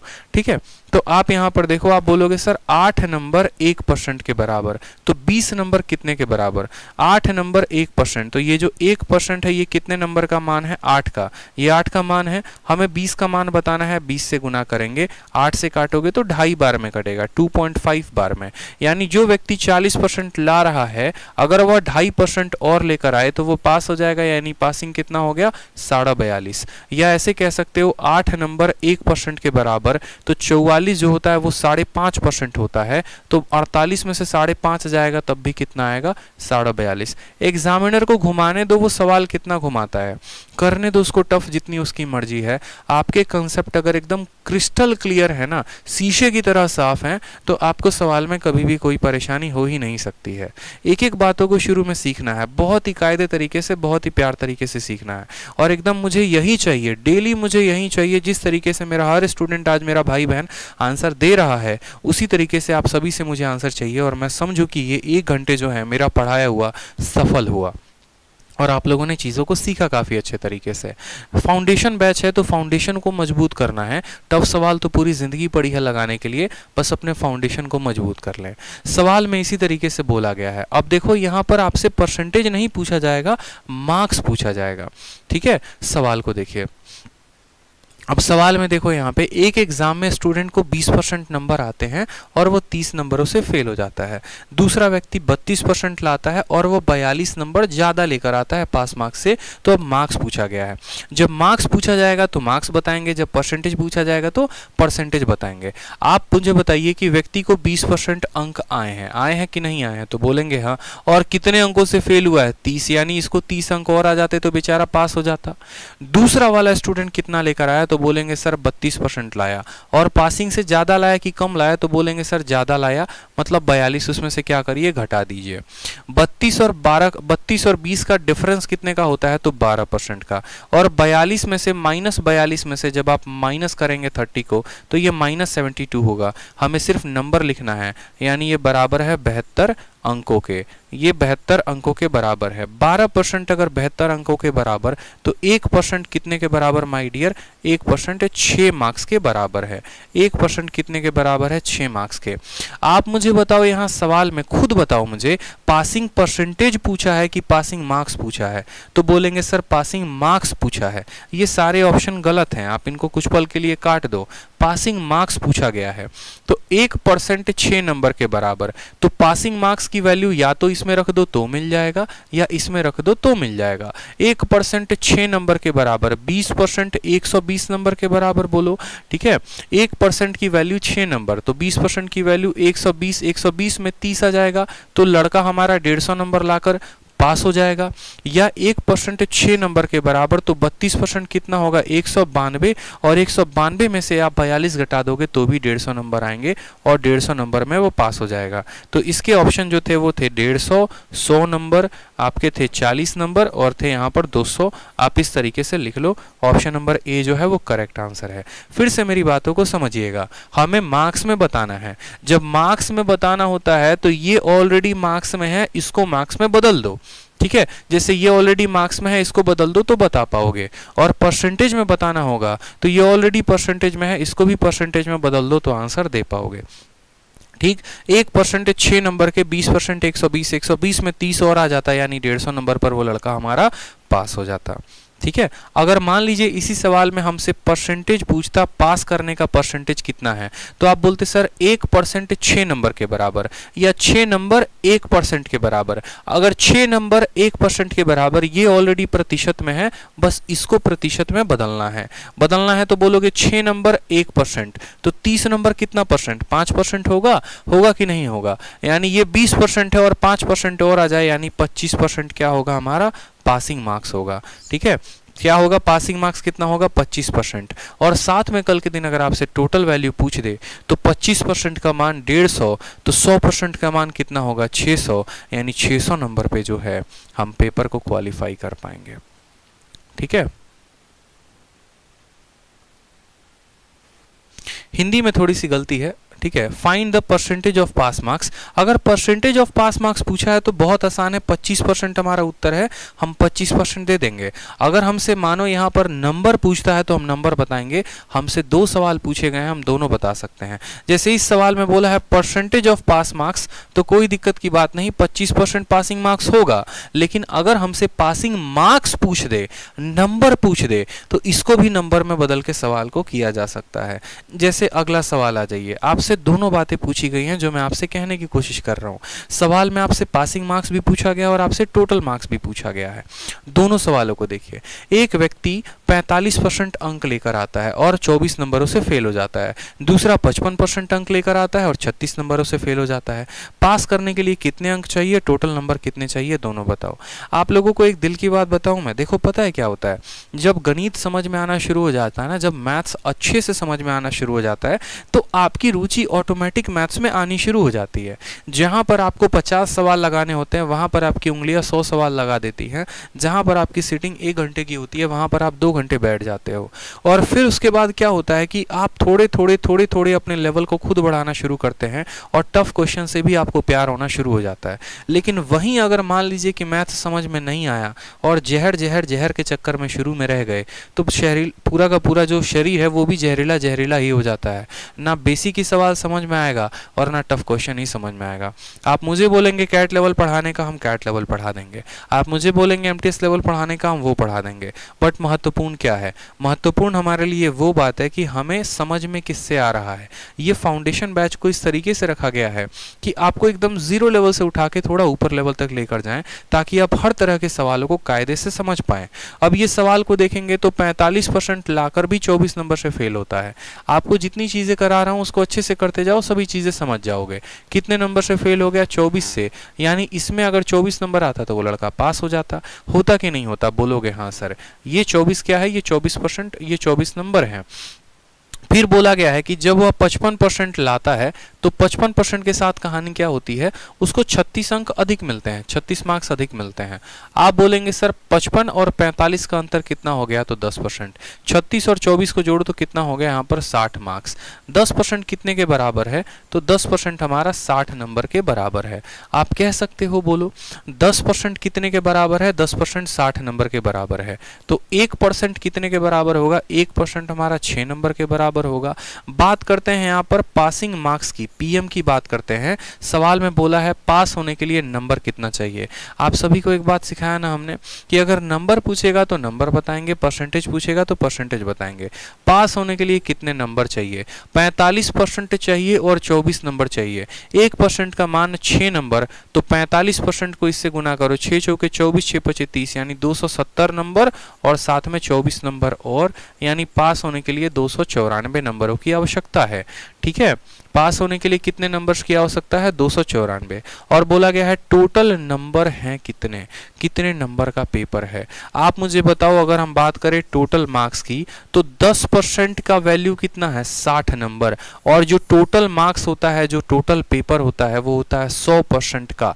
अगर 10% का मान 60 है तो इसको दोनों साइड 10 और 10 से गुना करेंगे तो ये 100% बन जाएगा, और 60 को 100 से गुना करोगे 10 से तो ये बन जाएगा 600, यानी 294 और 600 जो होगा वो हमारा करेक्ट आंसर होगा। सी फॉर कहो ना प्यार है। समझ में आ गया मेरी बात को, आप सभी अच्छे तरीके से समझ पाए सवाल में क्या कह रहा था। ठीक है, पासिंग मार्क्स पूछेगा तो बता दिया, परसेंटेज पूछेगा, 10% का मान हमारा 6 नंबर है। आप ऐसे समझ लो 1% का मान 6 नंबर, 1% का मान 6 नंबर, तो 100% का मान हो गया 600, यही हमारा आंसर हो गया। ठीक है, चलिए अगला सवाल देखिए। अब कुछ सवाल आपको कुछ इस तरीके से मिलेंगे जहां पर आपका कुछ पैसा कहीं चला जाएगा, कुछ पैसे कहीं आ जाएंगे, कहीं पर बचे हुए का कुछ पार्ट आप खर्च कर देंगे, और ऐसे भी बेहतरीन बेहतरीन सवाल आपको देखने को पेपर में मिल सकते हैं जिनको हम कहते हैं सीरीज मेथड। ठीक है, बिल्कुल मेरे भाई, वीडियो को लाइक और चैनल को सब्सक्राइब ज़रूर करते रहें। आप लोगों के लिए इतनी शानदार तरीके से कंटेंट बनाकर यूट्यूब पर मैं करवा रहा हूँ, तो मेरा जो है मोटिवेशन एक ऊपर लेवल तक आप ले जाते रहें। वीडियो को सब्सक्राइब भी करते रहें, शेयर भी करते रहें, लाइक और सब्सक्राइब तो आपका बनता ही बनता है। ठीक है, तो सवाल को देखिए। सीमा जी हैं भाई साहब, ठीक है, बिल्कुल सीमा जी की थोड़ी कहानी समझते हैं। तो सीमा जी जो है अपनी कुल आय का 5% यात्रा में खर्च कर देती हैं, ठीक, और बाकी का 20% भोजन में खर्च कर देती हैं। फिर वह 120 रुपये दान भी कर देती हैं, और वह अभी भी 1400 रुपये के साथ में बची हुई हैं। उनकी आय ज्ञात कीजिए। सीमा जी जो है, मान लीजिए यहाँ पर हमारी बन चुकी हैं कल के दिन इनकम टैक्स इंस्पेक्टर। ठीक है, इनकम टैक्स इंस्पेक्टर बनने के बाद उनकी नौकरी लगी, तो उन्होंने सोचा था कि चलो भगवान जी से जो है हमने दुआ मांगी थी कि एक बार भोलेनाथ जी अगर हमारा पेपर क्लियर हो जाए तो पक्का जो है वो केदारनाथ आएंगे और पक्का दर्शन करेंगे आपके, और पक्का कुछ ना कुछ चढ़ावा जरूर चढ़ाएंगे। तो भैया सीमा जी ने ऐसे ही किया, नौकरी लगी और पहुंच गई केदारनाथ। 5% जो है उन्होंने किराए में खर्चा कर दिया अपने इनकम का, ठीक, और उसके बाद 20% जो पैसा उनके पास बच गया, ये वर्ड अपने आप में बहुत इंपॉर्टेंट है कि 5% एंड 20% ऑफ द रेस्ट, ठीक है, बचे हुए का, और बाकी का 20% जो है वो खाने में खर्चा कर देती हैं। भैया केदारनाथ जाएंगी तो वहाँ भूखे नहीं ना रहेंगी, कुछ ना कुछ तो खाना पीना में देंगी, तो खाने में उन्होंने 20% खर्चा कर दिया, और अभी भी उनके पास 120 रुपये बचे हुए। और फिर उसके बाद मंदिर में जब दान पेटी में गई तो पुजारी एकदम ऐसे आ गया, माथा पे तिलक लगा दिया और बोला बेटा लाओ 101 रुपये। इन्होंने खुश होकर 120 रुपये उनको दे दिए। अब 120 रुपये देने के बाद भी कितना बचा है? 1400 रुपये। तो आपसे ये पहली पूछा जा रहा है कि बताओ सीमा जी की आय जो है वो कितना है। अब देखो, जब भी ऐसा सवाल हो तो एक छोटी सी बात मैं आपसे पूछता हूँ। अगर मैं आपसे ये बोलूं कि मैंने 10% जो है खाने में खर्चा किया, 10% किराया में खर्चा किया और 10% अपने रूम का रेंट दिया, तो इस हिसाब से मैंने 10, 10 और 10 यानी मैंने 30% खर्च कर दिए। लेकिन अगर आपका एग्जामिनर ऐसा बोले कि आपने पैसा खर्चा कर दिया 10%, अब जो बच गया फिर उसका किया 10%, फिर जो बच गया फिर उसका किया 10%, तो यकीन मानिए इस कंसेप्ट पर सीजीएल, मेंस और कैट लेवल के क्वेश्चन के भी सवाल पूछे जाते हैं।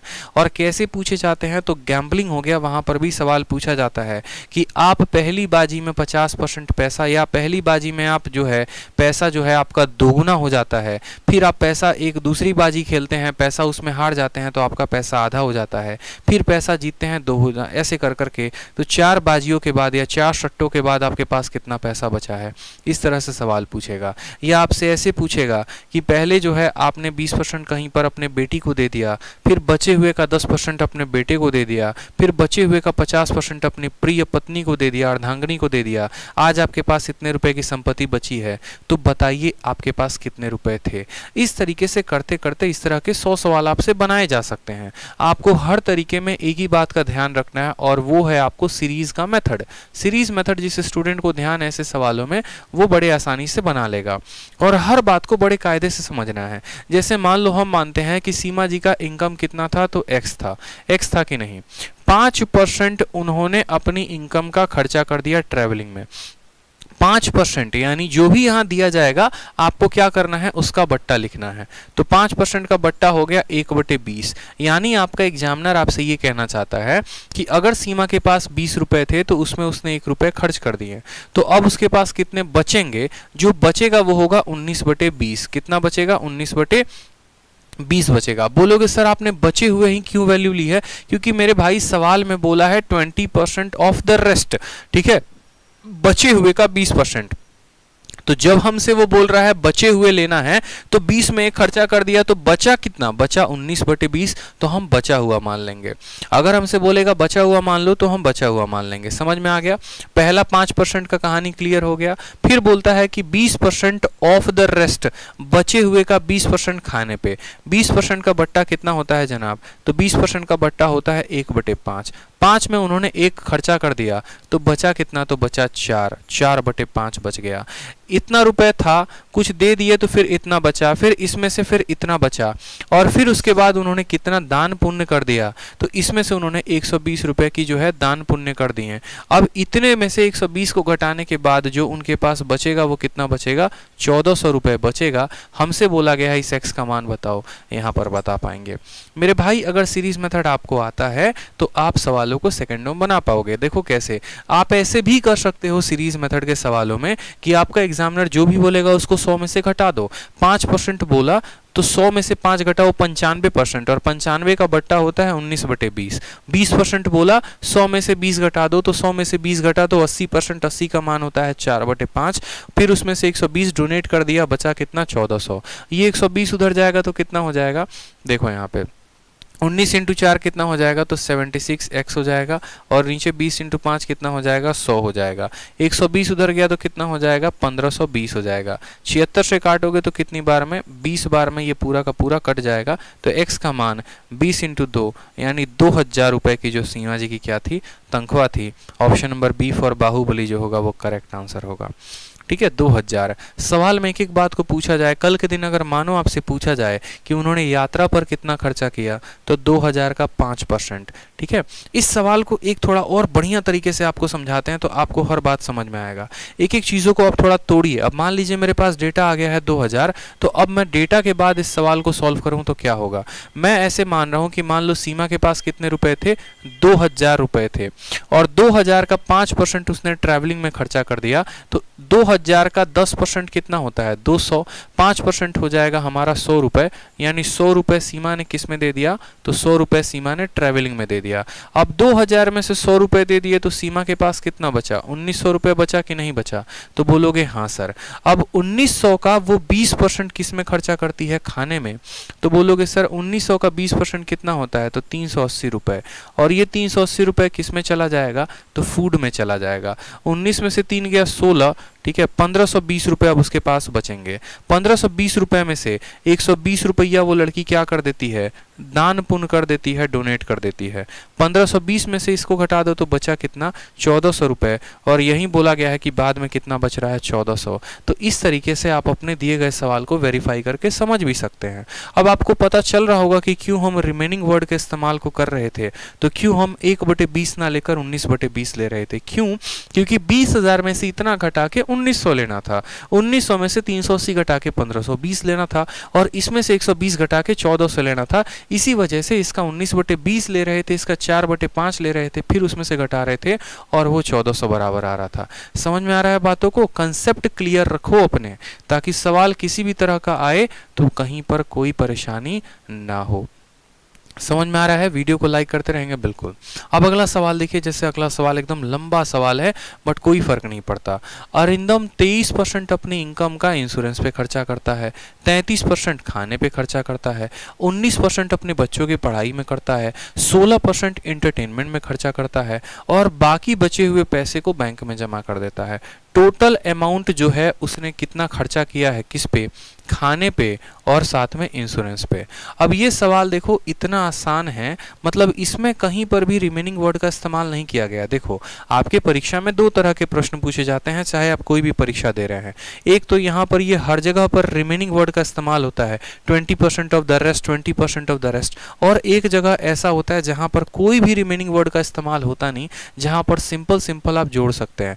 जैसे मान लो हमने आपको कहा कि 10% हमने खाने पे किया, 10% हमने पीने पे किया, 10% हमने किराए पे किया, मतलब 30% कर दिया, सिंपल सा बात है। उसी तरीके से यहाँ पर बोला है कि ये 23% जो है वो किस पे, इंश्योरेंस पे, 33% खाने पे, और 19% बच्चों की पढ़ाई पे, 16% एजुकेशन पे। तो आप जरा जोड़ो तो 33 हो गया, और 33 में फिर जोड़ो तो हमारा 23 हो गया, फिर 33 हो गया, फिर उसके बाद हमारा हो गया 19, और फिर उसके बाद हो गया हमारा 16। सबको जोड़ेंगे तो 9 6 15, 15 3 18, 18 3 21, 3 2 5 1 6 1 7 7 और 2 9, 91% तो पैसा वो खर्चा कर चुका है, 91% खर्चा कर चुका है। तो ये जो बचा हुआ पैसा उसके बैंक में है, ये कितने परसेंट का मान है? तो ये वो 9% का मान है।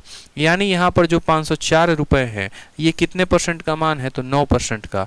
बोला गया है कितना पैसा उसने इंश्योरेंस में और यहाँ पर खाने में खर्चा किया है। तो यहाँ पर खाने में कितना किया है, सॉरी इंश्योरेंस में 23 किया है और खाने में 33 किया है। 23 और 33 कितने हो गए? तो 56% हो गए। यानी 9% का मान दिया है और 56% का मान हमसे सवाल में पूछा है। फिर से समझ लीजिए, उसने 91% पैसे को अपने खर्च कर दिए हैं। उसके पास जितनी भी संपत्ति थी उसका 91% खर्चा हो चुका है। तो जो भी बचा है वो 9% की वैल्यू है, यानी 504 9% का है। तो आपसे पूछा है बताओ यहाँ पर इंश्योरेंस में और खाने में कितना किया? तो इंश्योरेंस में 23 किया था और खाने में कितना किया था? 33। 30 और 20 50, 50 और 3 56, 56%। 9% का मान दिया है, 56 का पूछा है। बता नहीं दोगे? एकदम सिंपल सवाल है। 9 से काटो, 9 से 5 बार में 45, ठीक है, और फिर 54, 9 छक 54, 56 का स्क्वायर आएगा। अब 56 का स्क्वायर देखो, किसी भी संख्या का स्क्वायर निकालना है जो 50 से बड़ा है। हमें किसका स्क्वायर निकालना है? 56 का। आप लोगों को बता रखा है मैंने, ये 50 से कितना ज्यादा है? तो बोलोगे सर 50 से 6 ज्यादा है। तो 25 में उस 6 को जोड़ दो, यानी 25 में 6 जोड़ोगे तो 31 आएगा। और जितना ज्यादा है उसका स्क्वायर, 6 ज्यादा है तो 6 का स्क्वायर 36। उदाहरण के तौर पे जैसे समझो, यहाँ पर बीच बीच में अपन कैलकुलेशन भी सीखेंगे। अपन को 51 का स्क्वायर निकालना है। 51 25 से कितना ज्यादा है? तो बोलोगे सर 25 से 1 ज्यादा है। तो 25 में उस 1 को जोड़ दो, यानी जोड़ दो 26 हो जाएगा। और 1 का स्क्वायर के लिए 2 अंक लिखेंगे 51। जैसे मानो 54 का स्क्वायर निकालना है, ये 25 से कितना ज्यादा, 50 से कितना ज्यादा है? 4। तो 25 में उस 4 को जोड़ दो, 25 में 4 को जोड़ोगे 29, 4 का स्क्वायर हो जाएगा 16। इस तरीके से। तो यहाँ पर हमें 56 इंटू 56 करना है। ये 50 से 6 ज्यादा है, 25 में 6 को जोड़ दो तो हो जाएगा 31 और 6 का स्क्वायर 36। 3 1 3 6, ऑप्शन नंबर जो सी है वो करेक्ट आंसर हो जाएगा। ठीक है, समझ में आ गया बात को? चलिए, बहुत अच्छी बात है। ऐसे ही शानदार तरीके से आप लोग समझते रहिए। अब देखिए, कुछ इस तरीके के भी सवाल आते हैं आपके परीक्षा में। और सवाल में क्या दिया गया होता है? बोला गया होता है मोहन का खर्चा और मोहन का सेविंग का अनुपात ये है। अगर हम उसकी सैलरी को बढ़ा दे 25% से और सेविंग को बढ़ा दे 15% से, तो एक्सपेंडिचर में कितना अंक होगा? अब देखो मेरे भाई, ये सवाल को बोलोगे ना तो बेसिक से बता दूंगा मैं। और ये सवाल को तो आप अपने कॉपी में 5 स्टार लगा लीजिए, इसे पूरा का पूरा। अब बोलेंगे सर आप 5 स्टार क्यों लगवा रहे हैं? तो मैं आपको बताता हूं। ये सवाल आपके इस बार के सीजीएल के सिर्फ प्री में कम से कम 13 बार पूछा गया है। सीएचएसएल के पेपर में कम से कम ये 15 बार पूछा गया है, अलग अलग शिफ्टों में। और मेंस में तो अनगिनत बार ये पूछा गया है इस तरह का सवाल। ठीक है, अब इस तरह के सवाल को जब इतनी बार आपके परीक्षा में पूछा जाएगा तो हम बेसिक से तो बनाएंगे नहीं, हम एक ऐसा मेथड ढूंढेंगे जिससे हम इसको काफी कम समय में बना सके और ताकि हमारा सिलेक्शन हो सके। तो भाई ये बहुआ वाला मेथड 100 मानकर मैं आपको नहीं बताने वाला हूँ और ना ही आपको उसकी आदत लगाऊंगा।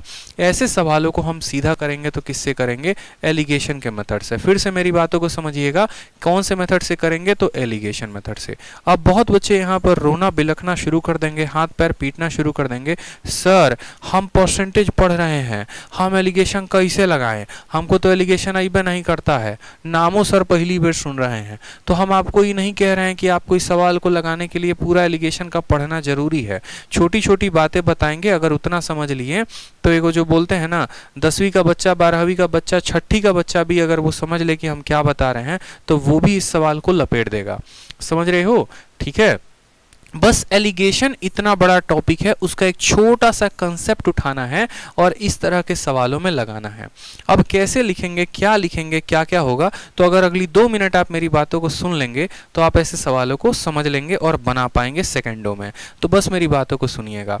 देखो एलिगेशन में क्या होता है, एलिगेशन आप ऐसे समझ लो कि 2 चीज़ों से मिलकर बना है। जैसे मान लो यहाँ पर अगर हम बात करें तो जैसे किसी बच्चे का जन्म होता है तो उसमें उसके माँ बाप और माँ का भी योगदान है, उसके पिता का भी योगदान है। तो बस एलिगेशन जो है वो बराबर है एक बच्चे के, जहाँ पर यहाँ आप उसको रखते हैं उसकी मम्मी जी को और यहाँ पर आप उसको रखते हैं पप्पा जी को। ठीक है, यहाँ पर, और यहाँ बेचारा बीच में कौन रहता है, तो बच्चा रहता है, जिसमें माँ और पिता दोनों के खून का अंश होता है, दोनों की जो भावनाएं होती हैं, दोनों का रंग स्वरूप सब कुछ होता है। सेम तरीके से एलिगेशन आता है यहाँ पे। एलिगेशन के एक टॉपिक को, एक पॉइंट को यहाँ रखा जाता है, दूसरे को यहाँ रखा जाता है, और जो दोनों से मिलकर बना है उसको बीच में रखा जाता है। उदाहरण के तौर पर अगर हम बात करें तो जैसे मान लीजिए हम किसी क्लासरूम की बात करते हैं, एक क्लासरूम में लड़का भी है, एक क्लासरूम में लड़की भी है, ठीक है, तो यहाँ पर लड़के का औसत रखेंगे, यहाँ लड़कियों का औसत रखेंगे, और यहाँ पूरे कक्षा का औसत रखेंगे, तो हमें उनका अनुपात मिलेगा। समझ रहे हैं आप मेरी बात को? उसी तरीके से यहाँ पर भाई पर्टिकुलर इस तरह के सवाल में एलिगेशन कैसे लगाएं, तो वो सीखे यहाँ पर। माँ पप्पा और बच्चा वाला कंसेप्ट, तो आप बोलेंगे सर देखो, जो हम कमाते हैं वो पैसे को दो ही चीज़ों में हम जो है लगाते हैं, या तो उस पैसे को हम खर्चा करते हैं, और या फिर उस पैसे को बचाते हैं। यानी हमारा खर्च जो है वो हमारा क्या हो गया, माँ हो गई, ठीक है, और जो हमारा सेविंग हो गया, आप उल्टा समझ लो कि पिताजी खर्च करने में बहुत ज़्यादा माहिर रहते हैं, तो ये हमारे हो गए पप्पा, और ये सेविंग जो है ये हमारी माताजी करती हैं, तो ये हमारी माँ हो गई। और दोनों से मिलकर कौन बना है, तो दोनों से मिलकर हमारा बना है बच्चा, ठीक है। अब बेचारे को रखे तो कहाँ पर रखे और कैसे रखे वो समझिए। तो आप बोलेंगे कि सर देखो, यहाँ पर आप खर्च को रखिए, यहाँ पर आप सेविंग को रखिए, और यहाँ पर क्या रखिए, इनकम को रखिए, ठीक।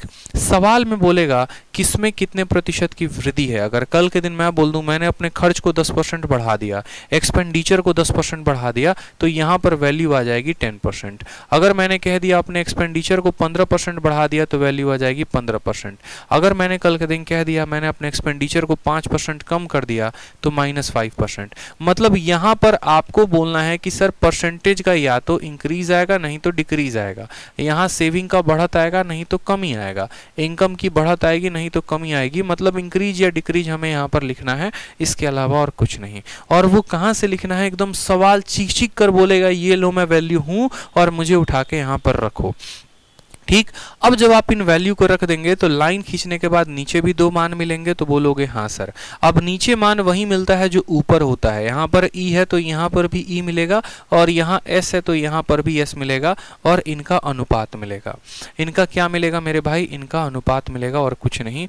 यहाँ पर ई होगा और यहाँ पर एस। आप बोलोगे सर क्यों आप इस मेथड को इतना जोर दे रहे हो, क्यों इतना एक्सप्लेन कर रहे हो? तो जितने बच्चे होते हैं जो कमेंट बॉक्स में जैसे बोलते हैं वेटेड एवरेज का कंसेप्ट लगा देंगे और फलाना लगा देंगे, चिलाना लगा देंगे, तो भाई मेरे कोई कंसेप्ट नहीं लगता, आगे चलकर मैं बताऊंगा सारे फेल हो जाएंगे। एसएससी ऐसे ऐसे जब डेटा आपको देती है ना, सारा फेल हो जाता है। तो यहाँ पर एक्सपेंडिचर, यहाँ सेविंग, यहाँ इनकम, और अनुपात जो आएगा वो एक्सपेंडिचर और सेविंग का आएगा। बस आपका सवाल बन गया। आप इसको 5 डेटा में से आपको कोई भी 4 डेटा दिया जाएगा, और आपका एक डेटा जो होगा वो क्या होगा, मिसिंग होगा। तो मिसिंग डेटा को कैसे फाइंड करेंगे? जैसे इस सवाल में देखिए, एक एक बातों को समझिए। सवाल में आपको बोला गया है कि खर्चे का और बचत का जो अनुपात है वो कितना है, 5:1। तो खर्चे और बचत का अनुपात मिल गया तो यहाँ मिटा के कितना लिख देंगे, तो बोलेंगे सर यहाँ मिटाकर हम लिखते हैं 5:1। जो मिलते जाएगा उसको लिखते जाओ सवाल पढ़ के। फिर बोला गया सैलरी को बढ़ाया गया है 25% से। सैलरी का मतलब इनकम, और इनकम में बढ़त कितने की है, 25%। तो यानी आई वाले स्थान पर कौन आ जाएगा, तो आई वाले स्थान पर 25 आ जाएगा। बढ़ेगा तो प्लस में करेंगे, घटेगा तो माइनस में करेंगे। फिर उसके बाद सेविंग में कितना है, 15। सेविंग के जगह पे कौन आएगा, तो सेविंग के जगह पर 15 आ जाएगा। तो यहाँ सेविंग के स्थान पे क्या कर दोगे, 15 कर दोगे। अब मैंने कहा था ना कि 5 में से कोई 4 मान दे देगा। देखो 1 2 3 4, और आपसे 5वां मान पूछेगा और बोला है बताओ एक्सपेंडिचर में कितने का इंक्रीज हुआ। तो ये जो एक्सपेंडिचर है ये आपसे पूछेगा। देखो अब एलिगेशन के रूप में इसको एकदम सजा दिया ना, जिसे एकदम दुल्हन जो है 16 श्रृंगार करती है, वैसे इसको भी श्रृंगारित रूप में कर दिया। एक्सपेंडिचर, सेविंग, इनकम, ये वो फलाना ठिकाना। अब कर तो दिया यहाँ पे सवाल को हर तरीके से, लेकिन अब इसको बनाएंगे तो बनाएंगे कैसे, क्या फॉर्मूला लगेगा, ये स्ट्रक्चर आ गया तो क्या होगा, कैसे होगा? तो देखो आप ऐसे समझो, एलिगेशन में क्या होता है कि यहाँ पर ये माइनस करता है, ये वाली जो वैल्यू होती है इन दोनों के बीच की वैल्यू होती है, ठीक है। ये संख्या एक से बड़ा होता है और दूसरे से छोटा होता है। तो बड़ा होता है जिससे उसको घटाता है, और जिससे छोटा होता है उससे घटता है, ठीक। अब ये बीच वाले की वैल्यू जो होती है ये 25, ये 25 किसके बराबर होता है, तो ये 25 बराबर होता है e इंटू 5, इन दोनों के गुना के। तो बोलोगे सर e इंटू कितना के, 5 के। फिर जोड़ोगे, फिर इन दोनों का गुना करोगे, यानी 15 इंटू 1 गुना करोगे, और भाग करोगे 5 जमा 1 यानी कितने से, 6 से। फिर से मेरी बात को समझो, बीच वाले का जो मान है बराबर है e इंटू 5, 15 इंटू 1, 5 जमा 1 6, 25 का 6 गुना 150, 150 में से 15 गया तो कितना आ जाएगा 135, और 135 को जब आप 5 के साथ भाग करेंगे तो लीजिए आपकी e की वैल्यू क्या हो गई, आ गई। कितना आ गया, 5 से 2 बार में, 5 से 7 बार में e का मान जो है 27% आएगा, जो कि हमारा करेक्ट आंसर होगा। ठीक है, ऐसे सवालों को बना सकते हैं आप। अब देखिए सवाल को बड़ा बढ़िया तरीके से समझिए। यहाँ एक्सपेंडिचर है, यहाँ सेविंग है, यहाँ इनकम है। यहाँ पर हमारा जो है क्या है वैल्यू हमारी, यहाँ पर ये हमारी रेशियो हो गई। ठीक, और रेशियो होने के बाद हम आराम से बीच में सॉल्व कर पाएंगे। अब ट्रिक की बात करोगे तो बहुत ट्रिक बनते हैं। ट्रिक कैसे बनते हैं, 25 में से 15 घटाया तो 10 आना चाहिए। 5 का मान अगर 10 दिया गया है तो 1 का मान 2 होगा, तो 25 में 2 जोड़ दो 27। लेकिन मेरा मानना है कि क्या आपको भी उतना आता है, क्या आपने अभी एलिगेशन उतना पढ़ा है, नहीं पढ़ा ना, तो उतना मत सोचिए। आप सिंपल इतना फोकस करिए कि हमको सजाना है और उस तरीके से करना है। इसके डीपर कंसेप्ट के लिए, डीपर नॉलेज के लिए मैं आपको 2-3 क्वेश्चन और प्रैक्टिस करवा देता हूँ, ताकि आप सवालों को और डेप्थ में समझ पाएंगे। जैसे बोला गया है एक व्यक्ति 75% अपने इनकम का खर्चा करता है। इनकम में बढ़त कितने की है, 20%। इनकमवा ससुरा कहाँ पर आता है, तो बीच में आता है, तो इनकमवा को कहाँ लिखो, बीच में। जो बढ़त है वो बढ़त है, जो कमी है वो कमी है। फिर बोला गया है खर्चे में बढ़त, खर्चा कहाँ पर आता है, तो खर्चा यहाँ पर आता है, खर्चा को यहाँ पर लिखते हैं। ये खर्चा होता है, देखो स्ट्रक्चर याद है, खर्चा सेविंग इनकम। ठीक, तो यहाँ पर हो गया खर्चा, यहाँ पर हो गया सेविंग, और यहाँ पर हो गया इनकम। ये बढ़त के बारे में बताते हैं, तो बढ़त वाले मान यहाँ पर लिखने हैं। और फिर उसके बाद नीचे क्या होता है, तो नीचे जो है वो आपका एक्सपेंडिचर यानी खर्चे और सेविंग का अनुपात होता है। अब सवाल में आपको बोला गया है कि एक व्यक्ति 75% क्या करता है, खर्चा करता है। ये शब्द बताएगा आपको यहाँ पर कि वो अनुपात जो था वो अनुपात क्या था। बहुत बच्चे इस 75% को यहाँ चिपका देते हैं, ऐसी गलती मत करिए। ये अनुपात बराबर है, यानी कोई व्यक्ति अगर मानो किसी व्यक्ति की इनकम 100 रुपए है तो वो खर्चा 75 करेगा तो बचाएगा कितना, तो बचाएगा 25। यहाँ पर अनुपात आ गया। कोई 75% खर्चा करेगा तो बचाएगा कितना, 25। इसको काटो तो ये किस रेशियो में है, तो बोलोगे सर ये किस अनुपात में है, तो 3:1 में है। अभी बताया था कि बीच वाले का मान कितना बराबर होता है, तो जो ये 20 होता है ये बराबर होता है 3 × 10 यानी 30 के, प्लस s इंटू 1 यानी s के। ठीक है, और प्लस 3 × 1 कितने के, 3 + 1 कितने के, 4 के। 20 × 4 80, 80 में से 30 गया तो s का मान कितना आ गया, 50% हमारा क्या होगा, करेक्ट आंसर। एकदम सिंपल तरीके से, साधारण तरीके से, ना ज़्यादा गुना है ना ज़्यादा भाग है, सरल तरीके से हम बना पाए। यहाँ पर एक्सपेंडिचर रखा, यहाँ सेविंग नहीं दिया था तो एस मान लिया, इनकम को 20 रखा, और यहाँ पर उनके अनुपात को रखें। मैं बोलूँ मैंने 20% रुपया खर्चा कर दिया तो यहाँ 20 होगा, तो सेविंग 80 होगा। मैं बोलूँ मैंने 70% खर्चा कर दिया तो 70 खर्चा किया, 30 बचाया। 90% खर्चा कर दिया तो 90 खर्चा किया, 10 बचाया। इस अनुपात में हम लिखते हैं। लव यू भाई, love you love you love you. अरे मज़ा आता है यार जब आप लोग के कंसेप्ट ऐसे क्लियर होते हैं ना, सच में बताऊं दिल को सुकून पहुंचता है। इसलिए तो बच्चे बोलते हैं कि सर 1.5 घंटे कब बीत जाते हैं पता ही नहीं चलता।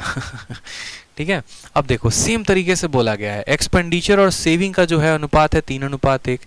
इनकम को बढ़ा दिया 20% से, खर्चे को बढ़ा दिया 10% से। आप बताओ सेविंग को कितना बढ़ाओगे, तो मेरी भाई सेम तरीके से बोला गया है इनकम को कितना 20, तो इनकम को कहाँ लिखोगे, बीच में लिखोगे।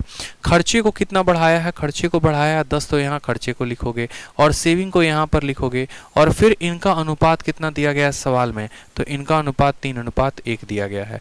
जो बीच वाले का मान है यानी 20 का मान है, तो 10 × 3 कितना हो जाएगा, 30 हो जाएगा। s × 1 कितना हो जाएगा, s हो जाएगा। 3 + 1 कितना हो जाएगा, 4 हो जाएगा। 20 × 4 80, 80 में से 30 गया तो कितना आ जाएगा, इसका भी उत्तर आएगा 50%। कितना आंसर होगा, 50% जो है वो हमारा करेक्ट आंसर है, सी। ठीक है, हाँ बिल्कुल यूपीएसआई के लिए कंप्लीट होगा, इस बात को ध्यान रखें। तो इसी तरीके से आज का जो ये मिसलेनियस वाला पोर्शन है वो होता है खत्म। कल हम लोग करने वाले हैं परसेंटेज का प्रीवियस ईयर का प्रैक्टिस। शानदार, जानदार, जबरदस्त और जिंदाबाद वाले पूरे सवाल कल होंगे, ताबड़तोड़ प्रैक्टिस होंगे, सारे कंसेप्ट पर आधारित होंगे। तो जिन्होंने अभी तक परसेंटेज की बाकी वीडियो नहीं देखी है वो देख ले। ये फाउंडेशन बैच कंप्लीट मैथ के लिए है और आपको पूरा फाउंडेशन एक बेसिक से डेवलपमेंट करेगा। तो कल हम थोड़े से बेसिक्स के अच्छे अच्छे क्वेश्चंस लगाएंगे और कल मुझे कमेंट बॉक्स में सभी से आंसर चाहिए। कल शाम 7 बजे सभी रेडी रहेंगे। साथ में आज जो है है आरजी विक्रमजीत एप्लीकेशन पर, जो कि हमारा प्ले स्टोर पर एप्लीकेशन है, उस पर ये सभी कोर्सेज में ऑफर चल रहे हैं। ये सिर्फ आज के लिए ऑफ है, ठीक है। ऑफर सिर्फ 6 नवंबर रात 12 बजे यानी आज की रात 12 बजे तक के लिए है। तो जो भी बच्चे इंटरेस्टेड हैं कोई भी कोर्स लेने में, जैसे मानो आप मैथ स्पेशल लेना चाहते हो ऑल एग्जाम्स के लिए, जिसकी फीस 699 थी उसको 499 की गई, आप वो ले सकते हो। आप जो है सीजीएल मेंस का बैच लेना चाहते हो तो आप 399 में, मतलब बहुत ही कम फीस में आप इस बैच को ले सकते हो। आप कॉम्बो बैच लेना चाहते हो हम सभी तीनों टीचर्स का, math plus English plus reasoning, जिसकी फीस 1699 थी, असल में ये फीस 2500-3100 करीब में है, वो और ऑफर में आपको 1500 में मिल जाएगा। तो इस तरीके से आप कोई बैचेस में एनरोल कर सकते हो। साथ में ये जो मैं जितने भी मैराथन आप लोगों को करा रहा हूँ, मैराथन मतलब क्लासेस, उन सभी की पीडीएफ आपको हमारे टेलीग्राम पर मिल जाएगी। हमारे 2 टेलीग्राम हैं, मैथ्स बाय आदित्य रंजन और रैंकर्स गुरुकुल, आपको दोनों टेलीग्राम पर मिल जाएगा। तो आप टेलीग्राम से पीडीएफ डाउनलोड करके जरूर सारे सेशंस को रिवाइज करिएगा, पीछे के भी और ये वाले सेशंस भी। पीछे के सभी सेशंस के पीडीएफ आपको एकदम line by day 1, day 2, day 3 के हिसाब से मिल जाएंगे, तो पढ़ना है। और वीडियो कैसे लगी कमेंट बॉक्स में ज़रूर बताएं। आज के लिए इतना ही, धन्यवाद।